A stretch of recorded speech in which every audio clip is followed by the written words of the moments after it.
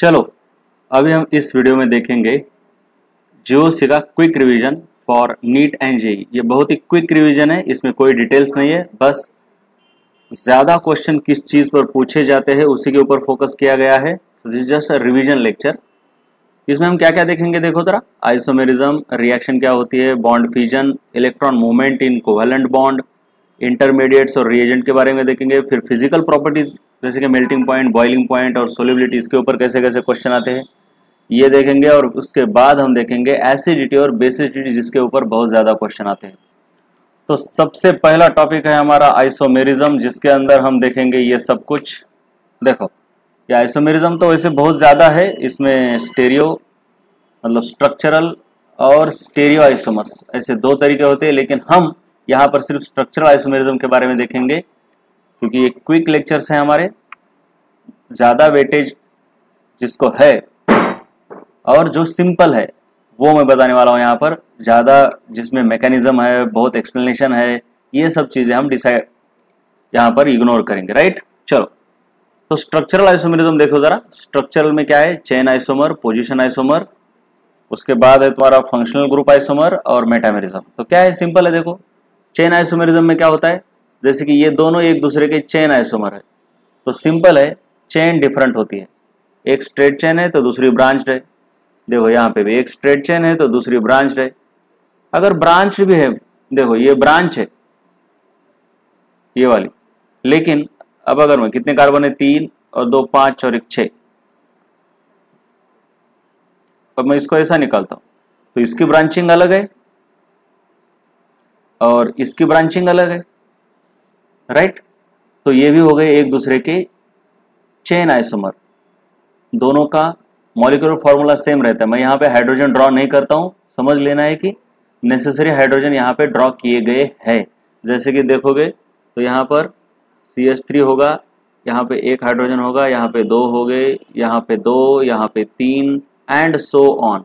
इस तरीके से इसका मॉलिक्यूलर फार्मूला 1 2 3 4 5 6 C6H14 होगा। वैसे ही अगर इसके हाइड्रोजन कंप्लीट करोगे तो इसका भी मॉलिक्यूलर फार्मूला C6H14 होगा। दोनों का मॉलिक्यूलर फार्मूला सेम है लेकिन स्ट्रक्चर डिफरेंट है। आइसोमेरिज्म का मतलब क्या होता है, मॉलिक्यूलर फार्मूला सेम होना चाहिए और स्ट्रक्चर या फिर कोई प्रॉपर्टी डिफरेंट होनी चाहिए।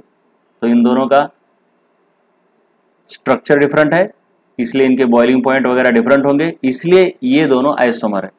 तो आइसोमर चेन आइसोमेरिज्म में ब्रांचिंग डिफरेंट रहती है। उसके बाद है पोजीशन आइसोमेरिज्म। इसमें क्या रहता है, फंक्शनल ग्रुप की पोजीशन डिफरेंट रहती है। जैसे देखो यहाँ पर 1 और 2 के बीच फंक्शनल ग्रुप है, यहाँ पे 2 और 3 के बीच है, तो ये दोनों एक दूसरे के पोजीशन आइसोमर है। वैसे ही ये और ये दोनों एक दूसरे के पोजीशन आइसोमर्स है, ये दोनों एक दूसरे के पोजीशन आइसोमर्स है। उसके बाद है तुम्हारे पास ये फंक्शनल ग्रुप आइसोमर। ये फंक्शनल ग्रुप आइसोमेरिज्म में क्या होता है देखो जरा, मॉलिक्यूलर फॉर्मूला सेम रहता है लेकिन फंक्शनल ग्रुप डिफरेंट रहते हैं। जैसे कि ये और ये दोनों एक दूसरे के फंक्शनल ग्रुप आइसोमर है। इसका फंक्शनल ग्रुप अल्डेहाइड है, इसका फंक्शनल ग्रुप कीटोन है, लेकिन मॉलिक्यूलर फॉर्मूला सेम है। वैसे ही इसका फंक्शनल ग्रुप अल्कोहल है, यहाँ पे ईथर्स है, तो ये दोनों एक दूसरे के फंक्शनल आइसोमर है। ये और ये नहीं, ये दोनों नहीं है एक दूसरे के, भाई ये दो एग्जाम्पल है अलग अलग, ठीक है ना। ये वाला और ये वाला, ये दोनों एक दूसरे के फंक्शनल ग्रुप आइसोमर है। उसके बाद है मेटामेरिज्म। बेसिकली मेटामेरिज्म वो दिखाते हैं जिनके फंक्शनल ग्रुप कंपाउंड के विद इन आते हैं। जैसे कि कीटोन है, ईथर है, मतलब ऐसा फंक्शनल ग्रुप जिसके दोनों तरफ वैलेंसी एम्प्टी है, मतलब इधर भी कार्बन की चेन हो सकती है और इधर भी कार्बन की चेन हो सकती है। ऐसे कौन कौन है, कीटोन है, ईथर है, सेकेंडरी अमाइंस है। तो वैसे देखा जाए तो ये actually metamerism is a special type of position isomerism, जिसमें फंक्शनल ग्रुप की पोजीशन डिफरेंट रहती है। देखो लेकिन मेटामेरिज्म की खासियत क्या है कि जो फंक्शनल ग्रुप है उसके राइट साइड में और लेफ्ट साइड में कार्बन की संख्या अलग होती है। जैसे कि यहाँ पे देखो राइट में 1 है, लेफ्ट में 3 है, और यहाँ पर राइट में दो है, लेफ्ट में दो है। So number of carbon atoms on either side of functional group will be different in the metamers. Basically ये पोजीशन आइसोमेरिज्म का ही एक टाइप है, क्योंकि यहां पे ईथर की पोजीशन एक नंबर के और दो नंबर ये इन दोनों के बीच में है। तो यहां पर देखा जाए तो एक, दो और तीन, दो और तीन के बीच में। वैसे ही इधर देखोगे ये और ये एक दूसरे के पोजीशन आइसोमर्स है और मेटामर्स है। तो यहां पे कैसे देखो 1 2 3 दो नंबर पर है, यहां पे 1 2 3 तीन नंबर पर है कीटोन। वैसे ही देखो ये अमीन्स इधर राइट को 3 है तो इधर राइट को 4 है, टोटल नंबर ऑफ कार्बन उतने ही है। लेकिन हर कोई जो पोजीशन आइसोमेरिज्म दिखाता है वो मेटामेरिज्म नहीं दिखा सकता। जैसे कि अल्कोहल से ये पोजीशन आइसोमेरिज्म दिखाता है, जैसे कि यहां पर है इसकी पोजीशन 3 नंबर और यहां पर है इसकी पोजीशन 2 नंबर। ये पोजीशन आइसोमर है एक दूसरे के, लेकिन ये मेटामर नहीं है। क्यों? क्योंकि मेटामर होने के लिए functional group with in the chain होना चाहिए, जो कि कीटोन और ईथर और सेकेंडरी अमीन्स रहते हैं। ओके, आगे चलेंगे। इसके बाद देखोगे तो रिएक्शन। बेसिकली ऑर्गेनिक केमिस्ट्री में जो हम जीओसी पढ़ रहे हैं वो किस चीज के लिए? तो रिएक्शन के लिए ही पढ़ते हैं। हमको बस रिएक्शन ही करनी होती है, और रिएक्शन करते वक्त हमको ये करना होता है कि रेट ऑफ रिएक्शन हम कैसे कंट्रोल कर पाए। हर अलग अलग जगहों पे कभी रेट ऑफ रिएक्शन बढ़ाने की जरूरत होती है, कभी कम करने की जरूरत होती है। और एक्सटेंट ऑफ रिएक्शन यानी अल्फा, डिग्री ऑफ कन्वर्जन, कितने एक्सटेंट, मतलब तुमने अगर 100 रिएक्टेंट्स लिए तो उसमें से प्रोडक्ट कितना परसेंट होगा, 90% होगा, 80% होगा, इसको बोलते हैं एक्सटेंट ऑफ रिएक्शन। तो एक्सटेंट ऑफ रिएक्शन भी हमको कंट्रोल करनी होती है, इसीलिए हम ये जीओसी के अंदर कई चीजें पढ़ते हैं। रिएक्शन के बारे में डिटेल में पढ़ेंगे तभी तो हमको समझेगा कि रिएक्शन को कंट्रोल कैसे करते हैं। तो बेसिकली रिएक्शन होती क्या है? तो रिएक्शन को अगर देखोगे तुम तो ये होते हैं रिएक्टेंट्स और ये राइट साइड में होते हैं प्रोडक्ट्स, ये तुमने पढ़ा हुआ है। रिएक्टेंट में भी जो मेन रिएक्टेंट है, जैसे कि जिसके ऊपर अटैक होने वाला है, जो कि यूजुअली कार्बन कंपाउंड रहता है, उसको सबस्ट्रेट बोला जाता है। क्या बोला जाता है? उसको सबस्ट्रेट बोला जाता है। और उसके बाद जो अटैक करता है, जैसे कि ये है जिसके ऊपर यूजुअली कोई चार्ज होता है प्लस या माइनस, उसको बोला जाता है रिएजेंट, अटैकिंग रिएजेंट। और इनके रिएक्शन से हमें दो चीजें मिलती है। एक रहता है कार्बन वाला जो मेन कंपाउंड है हमारा, और बाजू में जो फॉर्म होता है उसको हम बोलते हैं बाय प्रोडक्ट। ये सब चीजें याद रखने। और लेकिन रिएक्शन होते वक्त बीच में कई सारे स्टेप्स से गुजरती है, उस स्टेप्स को बोलते हैं रिएक्शन का मैकेनिज्म।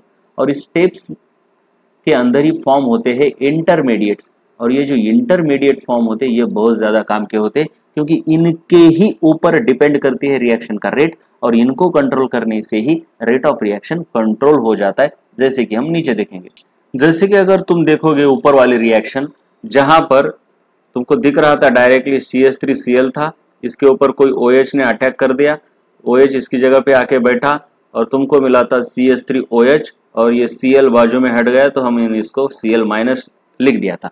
लेकिन इसी रिएक्शन को अगर डिटेल में देखोगे तो ये किस तरीके से होती है रिएक्शन, तो ये बेसिकली ये तुम्हारा रिएक्टेंट रहता है। रिएक्टेंट में ये जो बॉन्ड रहता है, मतलब इसको हम सबस्ट्रेट भी बोलते हैं, सबस्ट्रेट, ये जो बॉन्ड रहता है वो धीरे धीरे टूटने लगता है। जैसे ही ये बॉन्ड धीरे धीरे टूटता है, किस तरीके से टूटता है? इसके अंदर जो शेयर्ड पेयर ऑफ इलेक्ट्रॉन रहती है वो एक्चुअली क्लोरीन ज्यादा इलेक्ट्रोनेगेटिव होने की वजह से खुद की तरफ लेने लगता है, इसीलिए इसके ऊपर थोड़ा सा पार्शियल नेगेटिव चार्ज आता है, और इसके ऊपर due to deficiency of electron थोड़ा पार्शियल पॉजिटिव चार्ज आता है। इसको हम ट्रांजिशन स्टेट बोलते हैं। ट्रांजिशन क्यों? क्योंकि ट्रांजिशन हो रहा है, राइट, धीरे धीरे टूट रहा है, ट्रांजिशन हो रहा है। और ये ऐसा वीक होने के बाद बॉन्ड ब्रेक होता है। ये बॉन्ड बेसिकली ब्रेक कैसे हुआ? ये दोनों के दोनों शेयर्ड इलेक्ट्रॉन क्लोरीन ले लिए, इसलिए क्लोरीन के ऊपर माइनस चार्ज आ गया, और यहाँ पर दोनों के दोनों इलेक्ट्रॉन उसको गए, इसलिए इसका एक लॉस हो गया इलेक्ट्रॉन का, इसलिए इसके ऊपर प्लस चार्ज आ गया। तो ये जो फॉर्म हुआ, बेसिकली ये जो फॉर्म हुआ, अब यहाँ पे थोड़ी गलती हो गई, इस OH को इधर दिखाना चाहिए, ये जो फॉर्म हुआ, इधर मैंने नीचे लिखा है इसको इंटरमीडिएट बोलते हैं। ट्रांजिशन स्टेट और इंटरमीडिएट में थोड़ा फर्क होता है। ट्रांजिशन स्टेट में बॉन्ड ब्रेक हो रहा होता है, इंटरमीडिएट में बॉन्ड ब्रेक हो जाता है पूरा, लेकिन नया बॉन्ड अभी फॉर्म नहीं हुआ है। नया बॉन्ड अभी फॉर्म नहीं हुआ है। देखिए, पुराना बॉन्ड ये कार्बन और क्लोरीन के बीच था, नया बॉन्ड कार्बन और ऑक्सीजन के बीच, OH के बीच है। अब ये नया बॉन्ड फॉर्म नहीं हुआ। जो बीच में फॉर्म हुआ है, जो कि रिलेटिवली अनस्टेबल रहता है, जिसके ऊपर कोई चार्ज भी हो सकता है, जैसे कार्ब कैटायन है, कार्ब एनायन है और रेडिकल है, इनको इंटरमीडिएट कहा जाता है और ये बहुत ज्यादा काम की चीज होती है। अब इस इंटरमीडिएट के ऊपर जो हमारा रिएजेंट है, ये OH, ये अटैक करेगा इस तरीके से।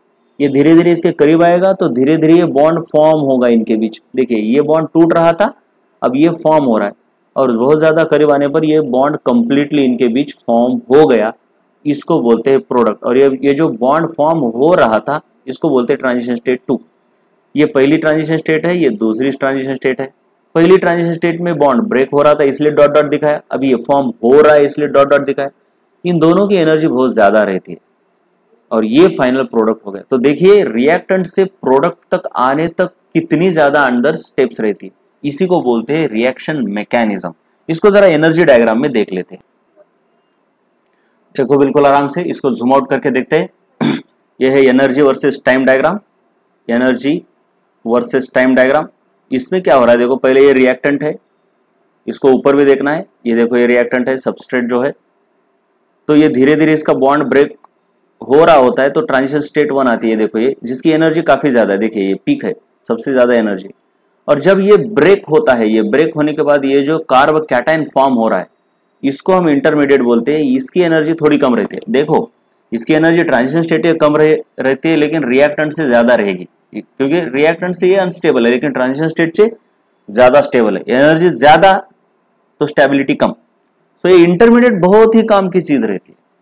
इसकी स्टेबिलिटी के ऊपर ही डिपेंड करता है, रेट ऑफ रिएक्शन, सब कुछ। तो इसी को हम डिटेल में पढ़ेंगे। ये इंटरमीडिएट ही रहते हैं 3 तरीके के, यूजुअली बहुत ज्यादा है, लेकिन तुम्हारे सिलेबस में नीट जेईई मेन में 3 ही है, कार्ब कैटायन, कार्ब एनायन और carbon radical. So rate of reaction depends on intermediate, hence the study of intermediate is very important. उसके बाद ये नोट याद रखो, हाफ हेडेड एरो और फुल हेडेड एरो में, ये हाफ हेडेड एरो ऐसे नहीं होता, इस तरीके से, और फुल हेडेड एरो इस तरीके से, ऐसे भी होता है या फिर ऐसे भी। हाफ हेडेड यानी ये, इसको फिश हुक भी बोला जाता है। हाफ हेडेड एरो और fish hook is for 1 electron movement. इसका मतलब है, मान लो यहां पर CH3 सिंगल बॉन्ड, हाइड्रोजन ऐसा है, ये कार्बन और हाइड्रोजन के बीच का बॉन्ड है। एक बॉन्ड के अंदर 2 इलेक्ट्रॉन रहते हैं। अगर मैं इसको इस तरीके से ऐसे दिखाता हूं तो इसका मतलब है कि एक इलेक्ट्रॉन हाइड्रोजन की तरफ चला गया और दूसरा इलेक्ट्रॉन फिर इधर कार्बन की तरफ। फिर इसको ऐसा लिखते हैं और इसको ऐसा। लेकिन उसी जगह पर मैं अगर ऐसा क्लोरीन है और ऐसा दिखाता हूं तो इसका मतलब दोनों इलेक्ट्रॉन क्लोरीन की तरफ चले गए, इसलिए क्लोरीन के ऊपर माइनस चार्ज आ गया और कार्बन के ऊपर प्लस चार्ज आ गया। इस तरीके से हाफ हेडेड एरो और फुल हेडेड एरो का नोटेशन दिखाया जाता है। ये टेल का मतलब होता है यहां से इलेक्ट्रॉन निकले, मतलब यहां से निकले, और हेड मतलब फाइनल डेस्टिनेशन, यहां पर जाके वो सिचुएट हो गए इलेक्ट्रॉन। और दूसरा देखा जाए तो यहां देखो, अगर मैं ऐसे निकालता हूं तो इसका मतलब है कि यहां से इलेक्ट्रॉन निकले और इस कार्बन के ऊपर गए, मतलब कार्बन को दे दिए गए, और ऐसा मतलब ये बॉन्ड से निकले और ऑक्सीजन के ऊपर चले गए। तो इसका फाइनल क्या हो जाता है, देखो ये CH3, ये C, ये CH3। अब ये दोनों के दोनों इलेक्ट्रॉन इस बॉन्ड से गए, इसलिए सिंगल बॉन्ड हो गया, इसके ऊपर माइनस चार्ज आ गया, और इस नाइट्रोजन और इस कार्बन के बीच बॉन्ड हो गया, क्योंकि ये इलेक्ट्रॉन ऐसे दे दिए गए कार्बन को, मतलब ये ये एक्चुअली माइनस चार्ज नाइट्रोजन के ऊपर नहीं है, ये कार्बन के ऊपर रहता है, तो ये ऐसे, इसलिए इस कार्बन CN ऐसे बॉन्ड हो गया। ये होता है तुम्हारा हाफ हेडेड एरो और फुल हेडेड एरो का मतलब। इस तरीके से बॉन्ड लाइन नोटेशन बहुत ज्यादा इंपॉर्टेंट है और एरो नोटेशन बहुत ज्यादा इंपॉर्टेंट है ऑर्गेनिक केमिस्ट्री में। इसके बाद है बॉन्ड फिजन। बॉन्ड फिजन क्या कहता है, देखो बॉन्ड फिजन दो तरीके का होता है, होमोलाइटिक और हेट्रोलाइटिक। होमोलाइटिक में both atoms get one electron. इसका मतलब क्या है, मान लो कि ये तुम्हारे पास एक बॉन्ड है, राइट। बॉन्ड फिजन में कर्व्ड एरो नोटेशन इस्तेमाल होगा। कर्व्ड एरो वही है, हाफ हेडेड एरो और फुल हेडेड एरो। होमोलाइटिक का मतलब है लाइसिस का मतलब है ब्रेक होना, होमो का मतलब है इक्वली ब्रेक होना। तो ये तुम्हारा जो बॉन्ड है इसके अंदर जो दो इलेक्ट्रॉन रहते हैं, दोनों में से एक एक को मिलता है और दूसरा इलेक्ट्रॉन दूसरे को मिलता है, इसलिए इसके ऊपर भी एक इलेक्ट्रॉन दिखाया, इसके ऊपर भी एक इलेक्ट्रॉन दिखाया। ये रेडिकल फॉर्म हो गए। ये डेल्टा एच वी का मतलब ये बेसिकली एरो के ऊपर निकालना है, डेल्टा या फिर एच वी, यानी हिट तो करो या फिर फोटॉन। एच न्यू का मतलब होता है फोटॉन की एनर्जी। यूजुअली हीट या फिर फोटॉन की एनर्जी से होमोलाइटिक बॉन्ड फिजन होता है।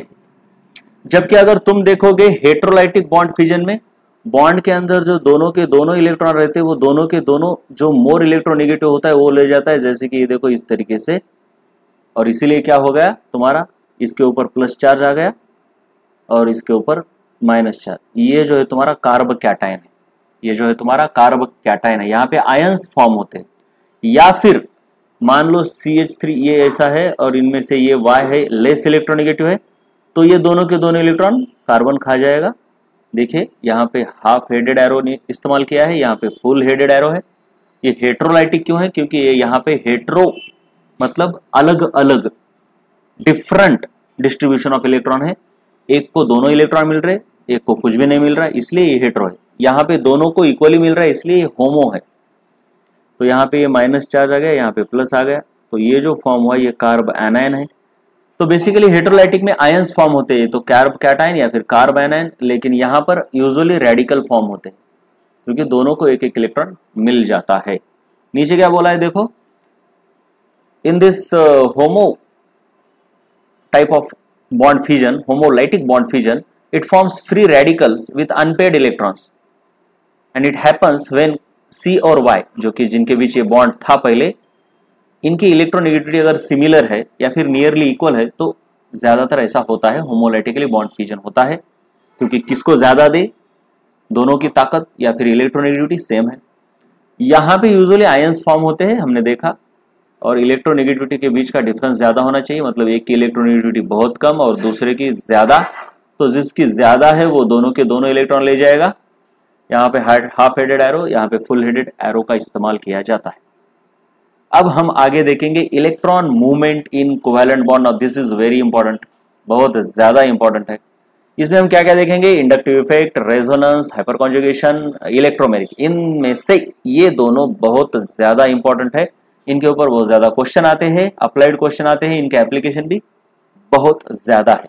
देखेंगे हम पहले इंडक्टिव इफेक्ट। इंडक्टिव इफेक्ट क्या कहता है, इसमें basically it is the movement of electron in sigma bond. Basically तुम्हारे पास ऐसे कार्बन की चेन होती है। अब हाइड्रोजन तुम एज्यूम करना है, मैं बस स्केलेटन निकाल रहा हूं। और यहां पे मान लो कोई एक ग्रुप है, इंडक्टिव ग्रुप, कोई भी ग्रुप, फ्लोरीन है, क्लोरीन है, या फिर अल्कोहल है, OH है, CN है, कोई भी है। ये बेसिकली इंडक्टिव इफेक्ट मतलब इट डिपेंड्स ऑन इलेक्ट्रोनेगेटिविटी। जैसे कि यहाँ पर ये है इंडक्टिव ग्रुप, हर कोई ग्रुप इंडक्टिव रहता ही है। अब ये इंडक्टिव ग्रुप एक तो प्लस आई होता है या फिर माइनस आई। प्लस आई मतलब जिसकी इलेक्ट्रोनेगेटिविटी हाइड्रोजन से कम होती है, माइनस आई मतलब जिसकी इलेक्ट्रोनेगेटिविटी हाइड्रोजन से ज्यादा होती है। अब इसकी इलेक्ट्रोनेगेटिविटी ज्यादा है। अब इन दोनों के बीच में देखोगे तो फ्लोरीन की इलेक्ट्रोनेगेटिविटी ज्यादा है, तो ये इलेक्ट्रॉन खींचेगा इधर, लेकिन ये इलेक्ट्रॉन खींचता है along the sigma bond only, pi bond के अलोंग इलेक्ट्रॉन नहीं खींचे जाते। तो ये बेसिकली इसके ऊपर थोड़ा सा नेगेटिव चार्ज आता है क्योंकि इसने खींचा, तो इसके ऊपर पॉजिटिव आता है। नेगेटिव चार्ज आता है क्योंकि ये खींचता है, क्योंकि इसको इलेक्ट्रॉन का अट्रैक्शन है। याद रखना, केमिस्ट्री में इलेक्ट्रॉन को जो अट्रैक्ट करता है उसको नेगेटिव ऐसा शब्द बोला जाता है, क्योंकि उसके ऊपर नेगेटिव चार्ज आता है। तो जिसके ऊपर नेगेटिव चार्ज आता है वो इलेक्ट्रोनेगेटिव कहलाता है, जिसके ऊपर पॉजिटिव आता है वो रिलेटिवली इलेक्ट्रो पॉजिटिव कहलाता है, राइट। इसके बाद बोला गया है कि this effect decreases with distance, जितना आगे जाओगे मतलब इस ग्रुप से जितना दूर जाओगे इफेक्ट कम होता जाएगा, क्योंकि यहां से बहुत ज्यादा इलेक्ट्रॉन चुराएगा, तो इन इफेक्ट यहां से थोड़ा कम, क्योंकि ये दूर है, यहां से और कम, यहां से और कम, और डेल्टा पॉजिटिव चार्ज जो है वो बहुत कम होते जाता है, मतलब इसके ऊपर और थोड़ा कम, इसके ऊपर और थोड़ा कम पॉजिटिव चार्ज, जितने ज्यादा डेल्टा लगा रहा हूं उतना कम चार्ज हो रहा है। सो डिस्टेंस बढ़ाते जाओ, जितने दूर जाओगे इंडक्टिव इफेक्ट से उतना ही तुमको ये इफेक्ट वीक होता हुआ दिखाई देगा। मतलब इसका मतलब क्या है, अगर मान लो यहां पर इसके ऊपर -10 यूनिट चार्ज आ गया, तो इसके ऊपर मान लो कुछ +9 आएगा, तो इसके ऊपर +8 आएगा, इसके ऊपर कुछ +7 आएगा, कम होते जाएगा विथ डिस्टेंस, ये कम होते जाएगा विथ डिस्टेंस, ये कम होते जाएगा। Effect, inductive effect decreases with the distance, it operates only in the sigma bond and it depends on electronegativity, जिसकी इलेक्ट्रोनेगेटिविटी जितनी ज्यादा वो इलेक्ट्रॉन उतने ज्यादा खींचेगा। इस इफेक्ट का क्या यूज है, क्या एप्लीकेशन है, वो आगे देखेंगे, अभी बस ऐसा होता है इतना याद रखो। चलो अब देखेंगे -I और +I ग्रुप इंडक्टिव इफेक्ट में दो होते हैं, नेगेटिव इंडक्टिव, पॉजिटिव इंडक्टिव। कभी भी माइनस का मतलब होता है मोर इलेक्ट्रोनेगेटिव, यानी वो ज्यादा इलेक्ट्रॉन अपनी तरफ खींचता है, तो फिर वो रेजोनेंस इफेक्ट रहे या इंडक्टिव इफेक्ट रहे, किसी के भी अंदर अगर तुम ऐसा कहते हो कि -I है यानी वो अपनी तरफ इलेक्ट्रॉन खींचता है, -R है यानी वो अपनी तरफ इलेक्ट्रॉन खींचता है। माइनस का मतलब खुद की तरफ इलेक्ट्रॉन खींचने वाला, खुद की तरफ इलेक्ट्रॉन खींचने वाला, खुद की तरफ इलेक्ट्रॉन कैसे खींचेगा, मान लो ये है और ये बी है, ये किसी अलग अलग तरीके से खींचेंगे, कुछ इस तरीके से, या फिर इलेक्ट्रॉन शिफ्ट होंगे इधर, इधर से इधर, तो इनके ऊपर थोड़ा सा नेगेटिव चार्ज आता है।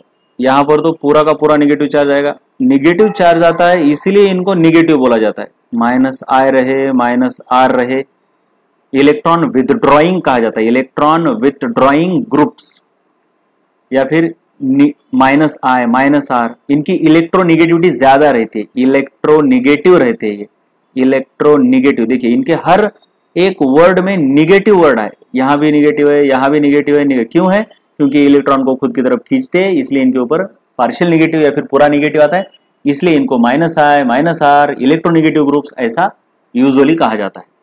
अब देखिए इधर, यहाँ पर अगर मान लो ये कार्बन का कोई कंपाउंड है ऐसे, और इधर कोई ग्रुप लगाया, तो ये ग्रुप क्या हो सकता है भाई, इधर OH हो सकता है, या फिर इसकी जगह पर CN हो सकता है, या फिर मान लो कि COOH हो सकता है, या फिर इधर एक कोई ग्रुप है फ्लोरीन है, इधर है कोई मिथाइल है, तो ये अलग अलग ग्रुप्स है जो कि कार्बन के चेन को अटैच्ड है।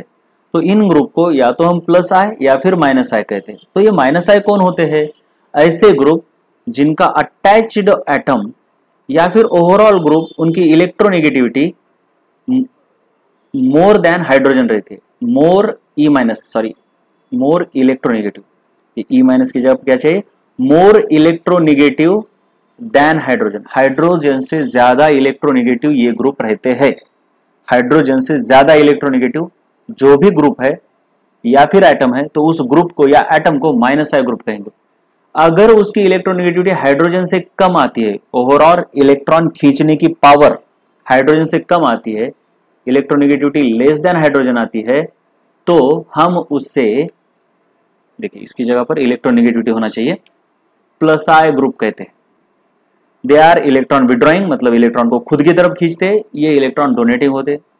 फॉर एग्जाम्पल मान लो ये कोई कार्बन का कंपाउंड है, ये देखो ये ऐसे कार्बन, इसको एक्चुअली ऐसे कार्बन कार्बन कार्बन, और इधर कोई एक ग्रुप है जो कि -I ग्रुप है, मतलब इसकी इलेक्ट्रोनेगेटिविटी हाइड्रोजन से ज्यादा है, तो ये अपनी तरफ ऐसे इलेक्ट्रॉन खींचता है, ऐसे, ये ऐसे देखो। जबकि अगर यही +I ग्रुप हो तो ये क्या करता है, ये ऐसा है, एक्चुअली कार्बन के बीच के बॉन्ड है, तो ये अपनी तरफ इलेक्ट्रॉन नहीं खींचता, इलेक्ट्रॉन को रिपेल करता है, पुश करता है, मतलब दूसरे को दे देता है। इस तरीके से सोचना है इसको। और ये डिस्टेंस के साथ खींचना कम हो जाता है, मतलब एक्चुअली इसको दिखाना चाहिए कैसे, इधर ज्यादा खींच रहा है, इधर इधर थोड़ा कम हो गया खींचना, इधर और कम हो गया खींचना, इधर बहुत ज़्यादा दे दिए, इसको थोड़े कम मिल गए, अगले वाले को और कम मिल गए। तो इस केस में इसके ऊपर डेल्टा निगेटिव आता है, इसके ऊपर डेल्टा पॉजिटिव, इसके ऊपर डेल्टा डेल्टा पॉजिटिव, इधर डेल्टा डेल्टा डेल्टा पॉजिटिव, मतलब जितना दूर जाओगे इफेक्ट उतना कम होते जाएगा। जबकि यहाँ पर डेल्टा पॉजिटिव, इधर डेल्टा निगेटिव, इधर डेल्टा डेल्टा निगेटिव, इधर delta delta delta negative. Minus I group acidity को इंक्रीज करते हैं, ऐसा क्यों बाद में देखेंगे। जबकि प्लस आई ग्रुप एसिडिटी को डिक्रीज करते हैं या फिर बेसिसिटी को इंक्रीज करते हैं। एसिडिटी और बेसिसिटी एक दूसरे के अपोजिट रहते हैं, इसके बारे में आगे देखेंगे ऐसा क्यों होता है। उसके बाद है ये ग्रुप्स स्टेबिलिटी को इन्फ्लुएंस करते हैं। तो माइनस आई ग्रुप कैटाइन की स्टेबिलिटी को डिक्रीज करते हैं, रेडिकल की स्टेबिलिटी को भी डिक्रीज करते हैं, लेकिन एनायन कार्ब एनायन की स्टेबिलिटी को इंक्रीज करते हैं। ये उनके उल्टा करते हैं, कैटाइन की स्टेबिलिटी को इंक्रीज करेंगे, रेडिकल को इंक्रीज करेंगे और एनायन को डिक्रीज करेंगे। तो ऐसा क्यों है, बहुत ही सिंपल है। मान लो कोई कैटाइन है तुम्हारे पास, कैटाइन का मतलब क्या है, प्लस चार्ज है यानी इलेक्ट्रॉन डेफिशिएंट है, और इसको तुमने माइनस आई ग्रुप लगा दिया। माइनस आई ग्रुप यानी कोई भी माइनस आई ग्रुप, जैसे कि फ्लोरीन लगा दिया, तो फ्लोरीन क्या करेगा, इलेक्ट्रॉन खींचेगा अपनी तरफ, तो इधर से भी ये खींचेगा। ऑलरेडी इस कार्बन के ऊपर इलेक्ट्रॉन डेफिशिएंट है, मतलब इलेक्ट्रॉन कम है, तो इससे और इलेक्ट्रॉन निकालना मतलब इसको अनस्टेबल करना है। जिसके पास इलेक्ट्रॉन कम है इसको इलेक्ट्रॉन देने चाहिए, तब वो स्टेबल बनेगा। जिसके पास इलेक्ट्रॉन ऑलरेडी कम है उससे और निकाल लेना मतलब उसकी स्टेबिलिटी घट जाती है, तो कैटाइन की स्टेबिलिटी कम करते हैं। उसी तरीके से रेडिकल भी इलेक्ट्रॉन डेफिशिएंट रहता है, इलेक्ट्रॉन डेफिशिएंट से और इलेक्ट्रॉन खींचना यानी स्टेबिलिटी कम करना है। और एनायन लेकिन इलेक्ट्रॉन रिच रहता है, एनायन इलेक्ट्रॉन रिच रहता है, ये देखो ऐसा माइनस, तो इसके ऊपर इलेक्ट्रॉन ज्यादा हो रहे, तो इसको क्या चाहिए कि कोई तो इससे इलेक्ट्रॉन खींच ले, निकाल ले, तब स्टेबिलिटी बढ़ेगी, राइट। सिंपल सी बात है। एनायन के ऊपर इलेक्ट्रॉन ज्यादा है, तो ये अगर खींच लेता है तो इधर से भी खींचेगा, यानी इसके ऊपर का जो नेगेटिव चार्ज है वो थोड़ा कम होगा, चार्ज कम हो गया मतलब स्टेबिलिटी थोड़ी बढ़ जाती है, ऐसे ही होता है, ठीक है। उसी तरीके से अगर तुम देखोगे कि प्लस आई ग्रुप, इधर है प्लस आई ग्रुप, कैटाइन की स्टेबिलिटी को बढ़ाएंगे, बस लॉजिक उसके उल्टा है। ये मान लो ऐसा कैटाइन है, तो इसको कोई प्लस आई ग्रुप लगा दो इधर, plus I group usually alkyl group रहते हैं, अल्काइल ग्रुप यानी मिथाइल ग्रुप लगा दिया तुमने, तो इसका क्या काम होता है, इसको इलेक्ट्रॉन देने का। तो इसके ऊपर इलेक्ट्रॉन कम थे तो इसने दे दिए, मतलब इसकी स्टेबिलिटी बढ़ गई। जिसके पास इलेक्ट्रॉन कम है उसको इलेक्ट्रॉन देने चाहिए, जिसके पास इलेक्ट्रॉन ज्यादा है उससे निकालने चाहिए। इसलिए कैटाइन को प्लस आई ग्रुप स्टेबिलाईज करते हैं, जबकि एनायन को माइनस आई ग्रुप स्टेबिलाईज करते हैं। एनायन के पास इलेक्ट्रॉन ज्यादा होते हैं तो इसको और देने की जरूरत नहीं, उल्टा इसको चाहिए कि कोई तो इससे इलेक्ट्रॉन ले ले, है ना। तुम्हारे पेट के अंदर बहुत पानी है तो कोई तो पानी निकालने वाला चाहिए, निकालने वाला चाहिए तुमको, और पानी ठूसने वाला नहीं चाहिए। और ज्यादा पानी ठूसेगा तो स्टेबिलिटी बहुत कम हो जाएगी बेटा, तो इससे इलेक्ट्रॉन निकाल लिए तो इसका चार्ज कम हो जाएगा। सो एनायन को माइनस आई ग्रुप स्टेबिलाईज करेंगे और कैटायन को प्लस आई ग्रुप स्टेबिलाईज करते हैं। इसके बाद बहुत ही ज्यादा है माइनस आई इफेक्ट।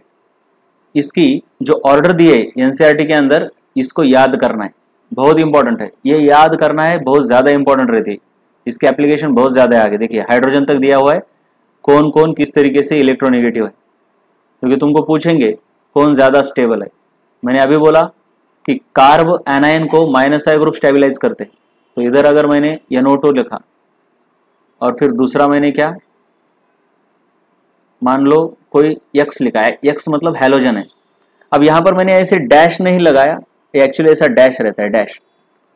तो मान लो मैंने यहां पर कोई CHO ग्रुप लगाया, ये तो इधर है, तो माइनस आई इफेक्ट इसका ज्यादा, NO2 का ज्यादा है, तो ज्यादा कौन खींचेगा, NO2 बहुत ज्यादा खींचेगा, ये तो थोड़ा कम खींचेगा। जो ज्यादा खींचेगा वो एनायन को ज्यादा स्टेबिलाईज करेगा, तो stability of this will be greater than stability of this. ऐसे क्वेश्चन तुमको आते हैं, इसलिए तुमको पता होना चाहिए कि ये ग्रुप और ये ग्रुप, इन दोनों में से मोर माइनस आई कौन है, इसलिए ये ऑर्डर तुमको याद करनी है। देखो ये पूरी ऑर्डर, ये बेसिकली कैसे, ये ग्रुप किसी भी, ये देखो इस तरीके से ग्रुप रहते, ये रहते कार्बन चेन और इसको ये अटैच्ड ग्रुप रहते, ये कार्बन चेन और इसको ये अटैच्ड ग्रुप रहते। बेसिकली ये ग्रुप ऐसे NO2 नहीं लिखना चाहिए, ऐसे लिखना चाहिए, मतलब इनकी एक वैलेंसी फ्री है, यानी एक बॉन्ड कर सकते। OH को भी कैसा लिखना चाहिए, ऐसा, लेकिन मैंने यहाँ पे नहीं लिखा, लेकिन समझ लेना है कि ऐसा है, ये माइनस है, मतलब इधर एक बॉन्ड है ऐसा, ये ऐसा, ये बॉन्ड है, राइट, इसको तो दोनों तरफ से बॉन्ड है, राइट, ओके। यहाँ पर जो ये X है, X ये हैलोजन है, ठीक है। तो वो हैलोजन में भी तुमको पता होना चाहिए इलेक्ट्रोनेगेटिविटी कैसी है। अगर देखोगे तो फ्लोरीन की इलेक्ट्रोनेगेटिविटी ज़्यादा है, मतलब माइनस इफेक्ट इसका ज़्यादा है, उसके बाद क्लोरीन आता है, उसके बाद ब्रोमीन आता है, और इसके बाद इसमें आता है आपका आयोडीन। ये आपको पीरियोडिक टेबल में हो चुका है। अब उसके आगे है प्लस आई इफेक्ट, ये भी बहुत ज़्यादा इंपॉर्टेंट है। इलेक्ट्रॉन डोनेटिंग ग्रुप है ये, मतलब इलेक्ट्रॉन देते हैं। इनके ऑर्डर देखो, इनमें एक याद रखना है, tertiary alkyl group, tertiary alkyl group का प्लस आई इफेक्ट ज्यादा रहता है, फिर सेकेंडरी, फिर प्राइमरी, उसके बाद मिथाइल ग्रुप, और उसके बाद होता है हाइड्रोजन। इसका मतलब टर्शियरी कैसे रहेगा, देखो ये कार्बन है और इसको टर्शियरी अल्काइल ग्रुप ऐसे अटैच होगा, तो ये एज अ होल ग्रुप हो गया आपका एक टर्शियरी। उसी की जगह पर सेकेंडरी ग्रुप कार्बन चेन को कैसे अटैच होगा, ये हो गया आपका सेकेंडरी अल्काइल ग्रुप। तो इसका प्लस आई इफेक्ट इससे ज्यादा होगा, यानी ये ज्यादा इलेक्ट्रॉन छोड़ेगा इधर, ये कम इलेक्ट्रॉन छोड़ेगा। प्राइमरी, फिर मिथाइल, फिर हाइड्रोजन। दूसरी बात, अगर कार्बन की चेन को अल्काइल ग्रुप में जो बड़ा अल्काइल ग्रुप है उसका इंडक्टिव इफेक्ट ज्यादा रहेगा, positive I effect. Larger alkyl group has larger plus I, यानी दिस, यहां पे ऑफकोर्स ये देखो, ये अल्काइल जितने भी ग्रुप मैंने निकाले हैं वो ग्रुप सभी के सभी चेन को अटैच होते हैं, इसीलिए इनको हमेशा इधर एक ऐसी फ्री वैलेंसी दिखानी है आपको। मैंने यहाँ पे टाइप नहीं किया लेकिन होता है। So larger alkyl group has larger plus I effect, यानी ऐसे इधर C है और इधर तुम्हारा ऐसा इथाइल है, तो इसका प्लस आई इफेक्ट इससे ज्यादा होगा। जितना बड़ा अल्काइल ग्रुप उसका प्लस आई इफेक्ट उतना ज्यादा। इसके बाद देखेंगे हम रेजोनेंस क्या होता है, resonance hybrid. Basically resonance inductive effect के बाद रेजोनेंस इफेक्ट एक इफेक्ट है। इसमें क्या होता है, इलेक्ट्रॉन की मूवमेंट पाई सिस्टम में होती है। इंडक्टिव इफेक्ट में क्या था, इलेक्ट्रॉन की मूवमेंट सिग्मा बॉन्ड में, यहां पे पाई बॉन्ड में। Molecule showing resonance cannot be represented by a single Lewis structure, एक लुईस स्ट्रक्चर नहीं होता उनका। जैसे कि देखेंगे बेंजीन को, तुम अगर देखोगे बेंजीन को ऐसे लिखा जाता है, लेकिन इसका रेजोनेंस स्ट्रक्चर कैसे होता है, ये बॉन्ड इधर जाएगा, ये बॉन्ड इधर जाएगा, ये बॉन्ड इधर जाएगा, और इसका दूसरा स्ट्रक्चर ऐसे निकालते, मतलब बॉन्ड शिफ्ट हो गए ऐसे। तो एक्चुअल बेंजीन ना तो ये है ना तो ये है, इन दोनों को कंट्रीब्यूटिंग स्ट्रक्चर बोला जाता है, इन दोनों को कंट्रीब्यूटिंग स्ट्रक्चर बोला जाता है। अगर तुम देखोगे कार्बन नंबर 1 और कार्बन नंबर 2 के बीच में डबल बॉन्ड भी है और सिंगल बॉन्ड भी है, तो ये एक्चुअली बिहेव करता है सिंगल और डबल बॉन्ड के बीच 1.5 बॉन्ड की तरह। सो रेजोनेंस मतलब बेंजीन का एक्चुअल स्ट्रक्चर है इन दोनों का एवरेज, इन दोनों का एवरेज, ना तो स्ट्रक्चर 1 ना तो स्ट्रक्चर 2। ये रियल स्ट्रक्चर नहीं है, रियल स्ट्रक्चर है इन दोनों का एवरेज, इन दोनों का एवरेज। तो इधर थोड़ा बॉन्ड, इधर थोड़ा बॉन्ड, इधर, मतलब सभी तरफ डबल बॉन्ड, इसलिए इसको ऐसा दिखा जाता है, ऐसा सर्कल निकाल के बीच में। ये है real structure, this is the actual structure of benzene. लेकिन ये लुईस स्ट्रक्चर नहीं है, लुईस स्ट्रक्चर ये है। तो कोई भी लुईस स्ट्रक्चर, यानी लुईस के जो नोटेशंस है उस नोटेशन से हम रेजोनेंस दिखाने वाले मॉलिक्यूल का एक्चुअल स्ट्रक्चर ड्रॉ ही नहीं कर सकते, क्योंकि जब लुईस के स्ट्रक्चर डेवलप हो गए तब रेजोनेंस का कंसेप्ट नहीं था। इसीलिए लुईस के स्ट्रक्चर के द्वारा रेजोनेंस दिखाने वाले मॉलिक्यूल को एक्चुअली रिप्रेजेंट नहीं किया जा सकता, राइट। ये है इसका रियल स्ट्रक्चर, और ये लुईस के नोटेशन के अनुसार नहीं लिखा गया है, क्योंकि लुईस में ऐसा कोई रिंग वगैरह नहीं होता, उसमें single bond, double bond, lone pair यही रहता है। सो आगे देखेंगे अभी। अब ये बहुत ही कंसेप्चुअल है, कोई जरूरत नहीं, लेकिन क्वेश्चन इसके ऊपर नहीं आते। क्वेश्चन किसके ऊपर आते, यहां पे फोकस करो।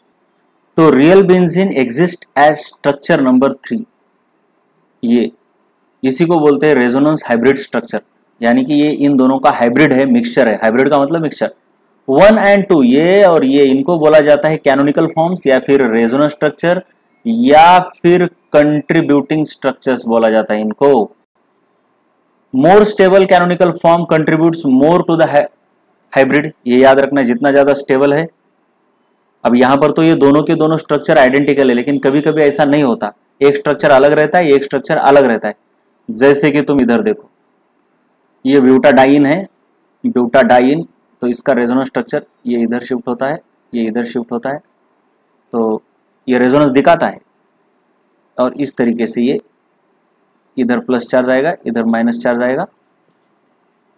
तो structure number 1 and structure number 2 they are called as contributing structure.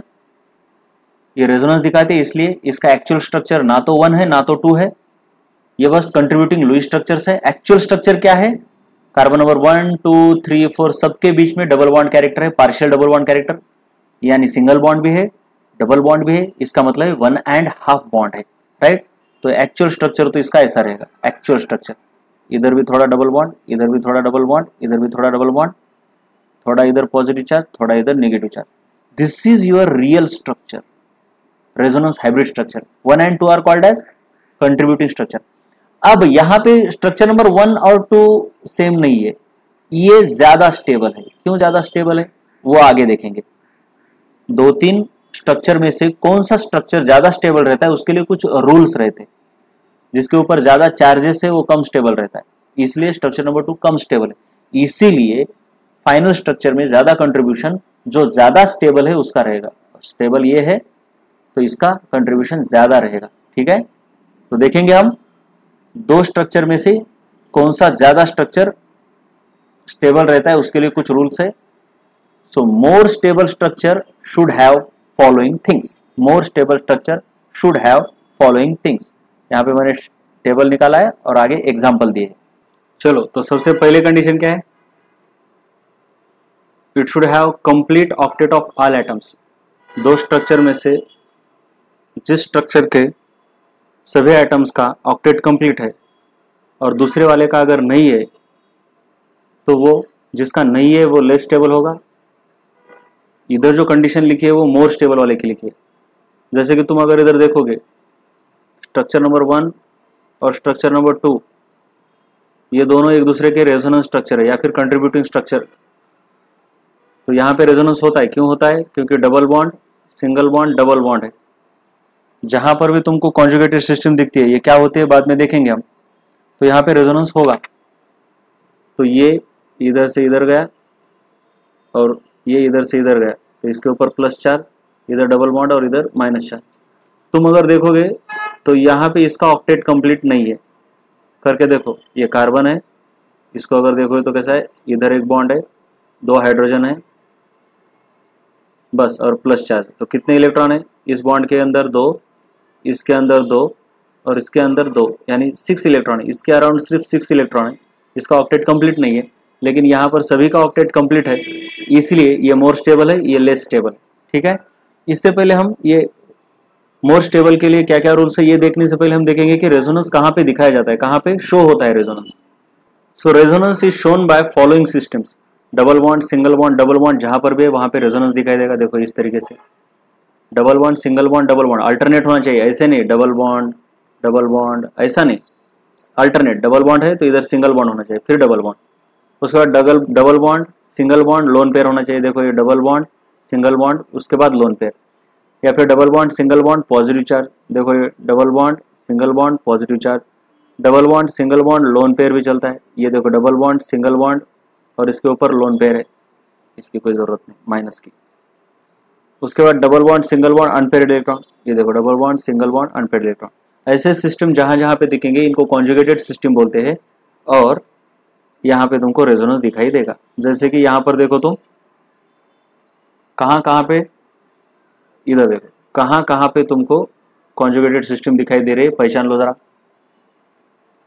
देखो इसमें है, पहले में कैसे है, देखो double bond, single bond, double bond, ये वाली सिस्टम है। इधर देखो, इधर इधर इधर इधर कैसे देखो, ये double bond single bond lone pair, double bond single bond lone pair, ये वाली है।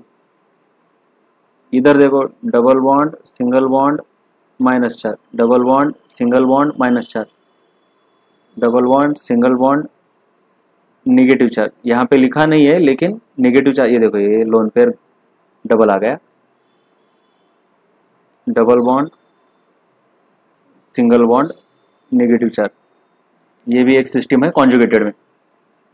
इसके बाद इधर देखो, ये देखो double bond single bond positive charge, double bond single bond positive charge, ये वाली है। लेकिन अगर ऐसा होता, ऐसा ऐसा ऐसा ऐसा ऐसा ऐसा, ये और इधर, तो ये सिस्टम कॉन्जुगेटेड नहीं है, क्योंकि डबल बॉन्ड सिंगल बॉन्ड उसके तुरंत बाद डबल बॉन्ड चाहिए, मतलब यहाँ पे डबल बॉन्ड चाहिए, ये तो ज्यादा आगे है, सो ये कॉन्जुगेटेड सिस्टम नहीं है। हाँ, अगर इसके आगे ऐसा होता और इधर ऐसा होता तो हाँ ये कॉन्जुगेटेड सिस्टम है। उसके बाद ये भी कॉन्जुगेटेड सिस्टम नहीं, क्योंकि ये लगातार डबल बॉन्ड है। नो, ऐसे नहीं चलेगा, डबल बॉन्ड चाहिए, फिर सिंगल बॉन्ड, फिर डबल बॉन्ड। समझ में आ रहा है ना? ठीक, चलिए बैक टू द टॉपिक। हम देख रहे थे कि मोर स्टेबल स्ट्रक्चर होने के लिए क्या क्या क्राइटेरिया है। पहला क्राइटेरिया हो गया ऑक्टेट सभी के सभी आइटम का कंप्लीट होना चाहिए।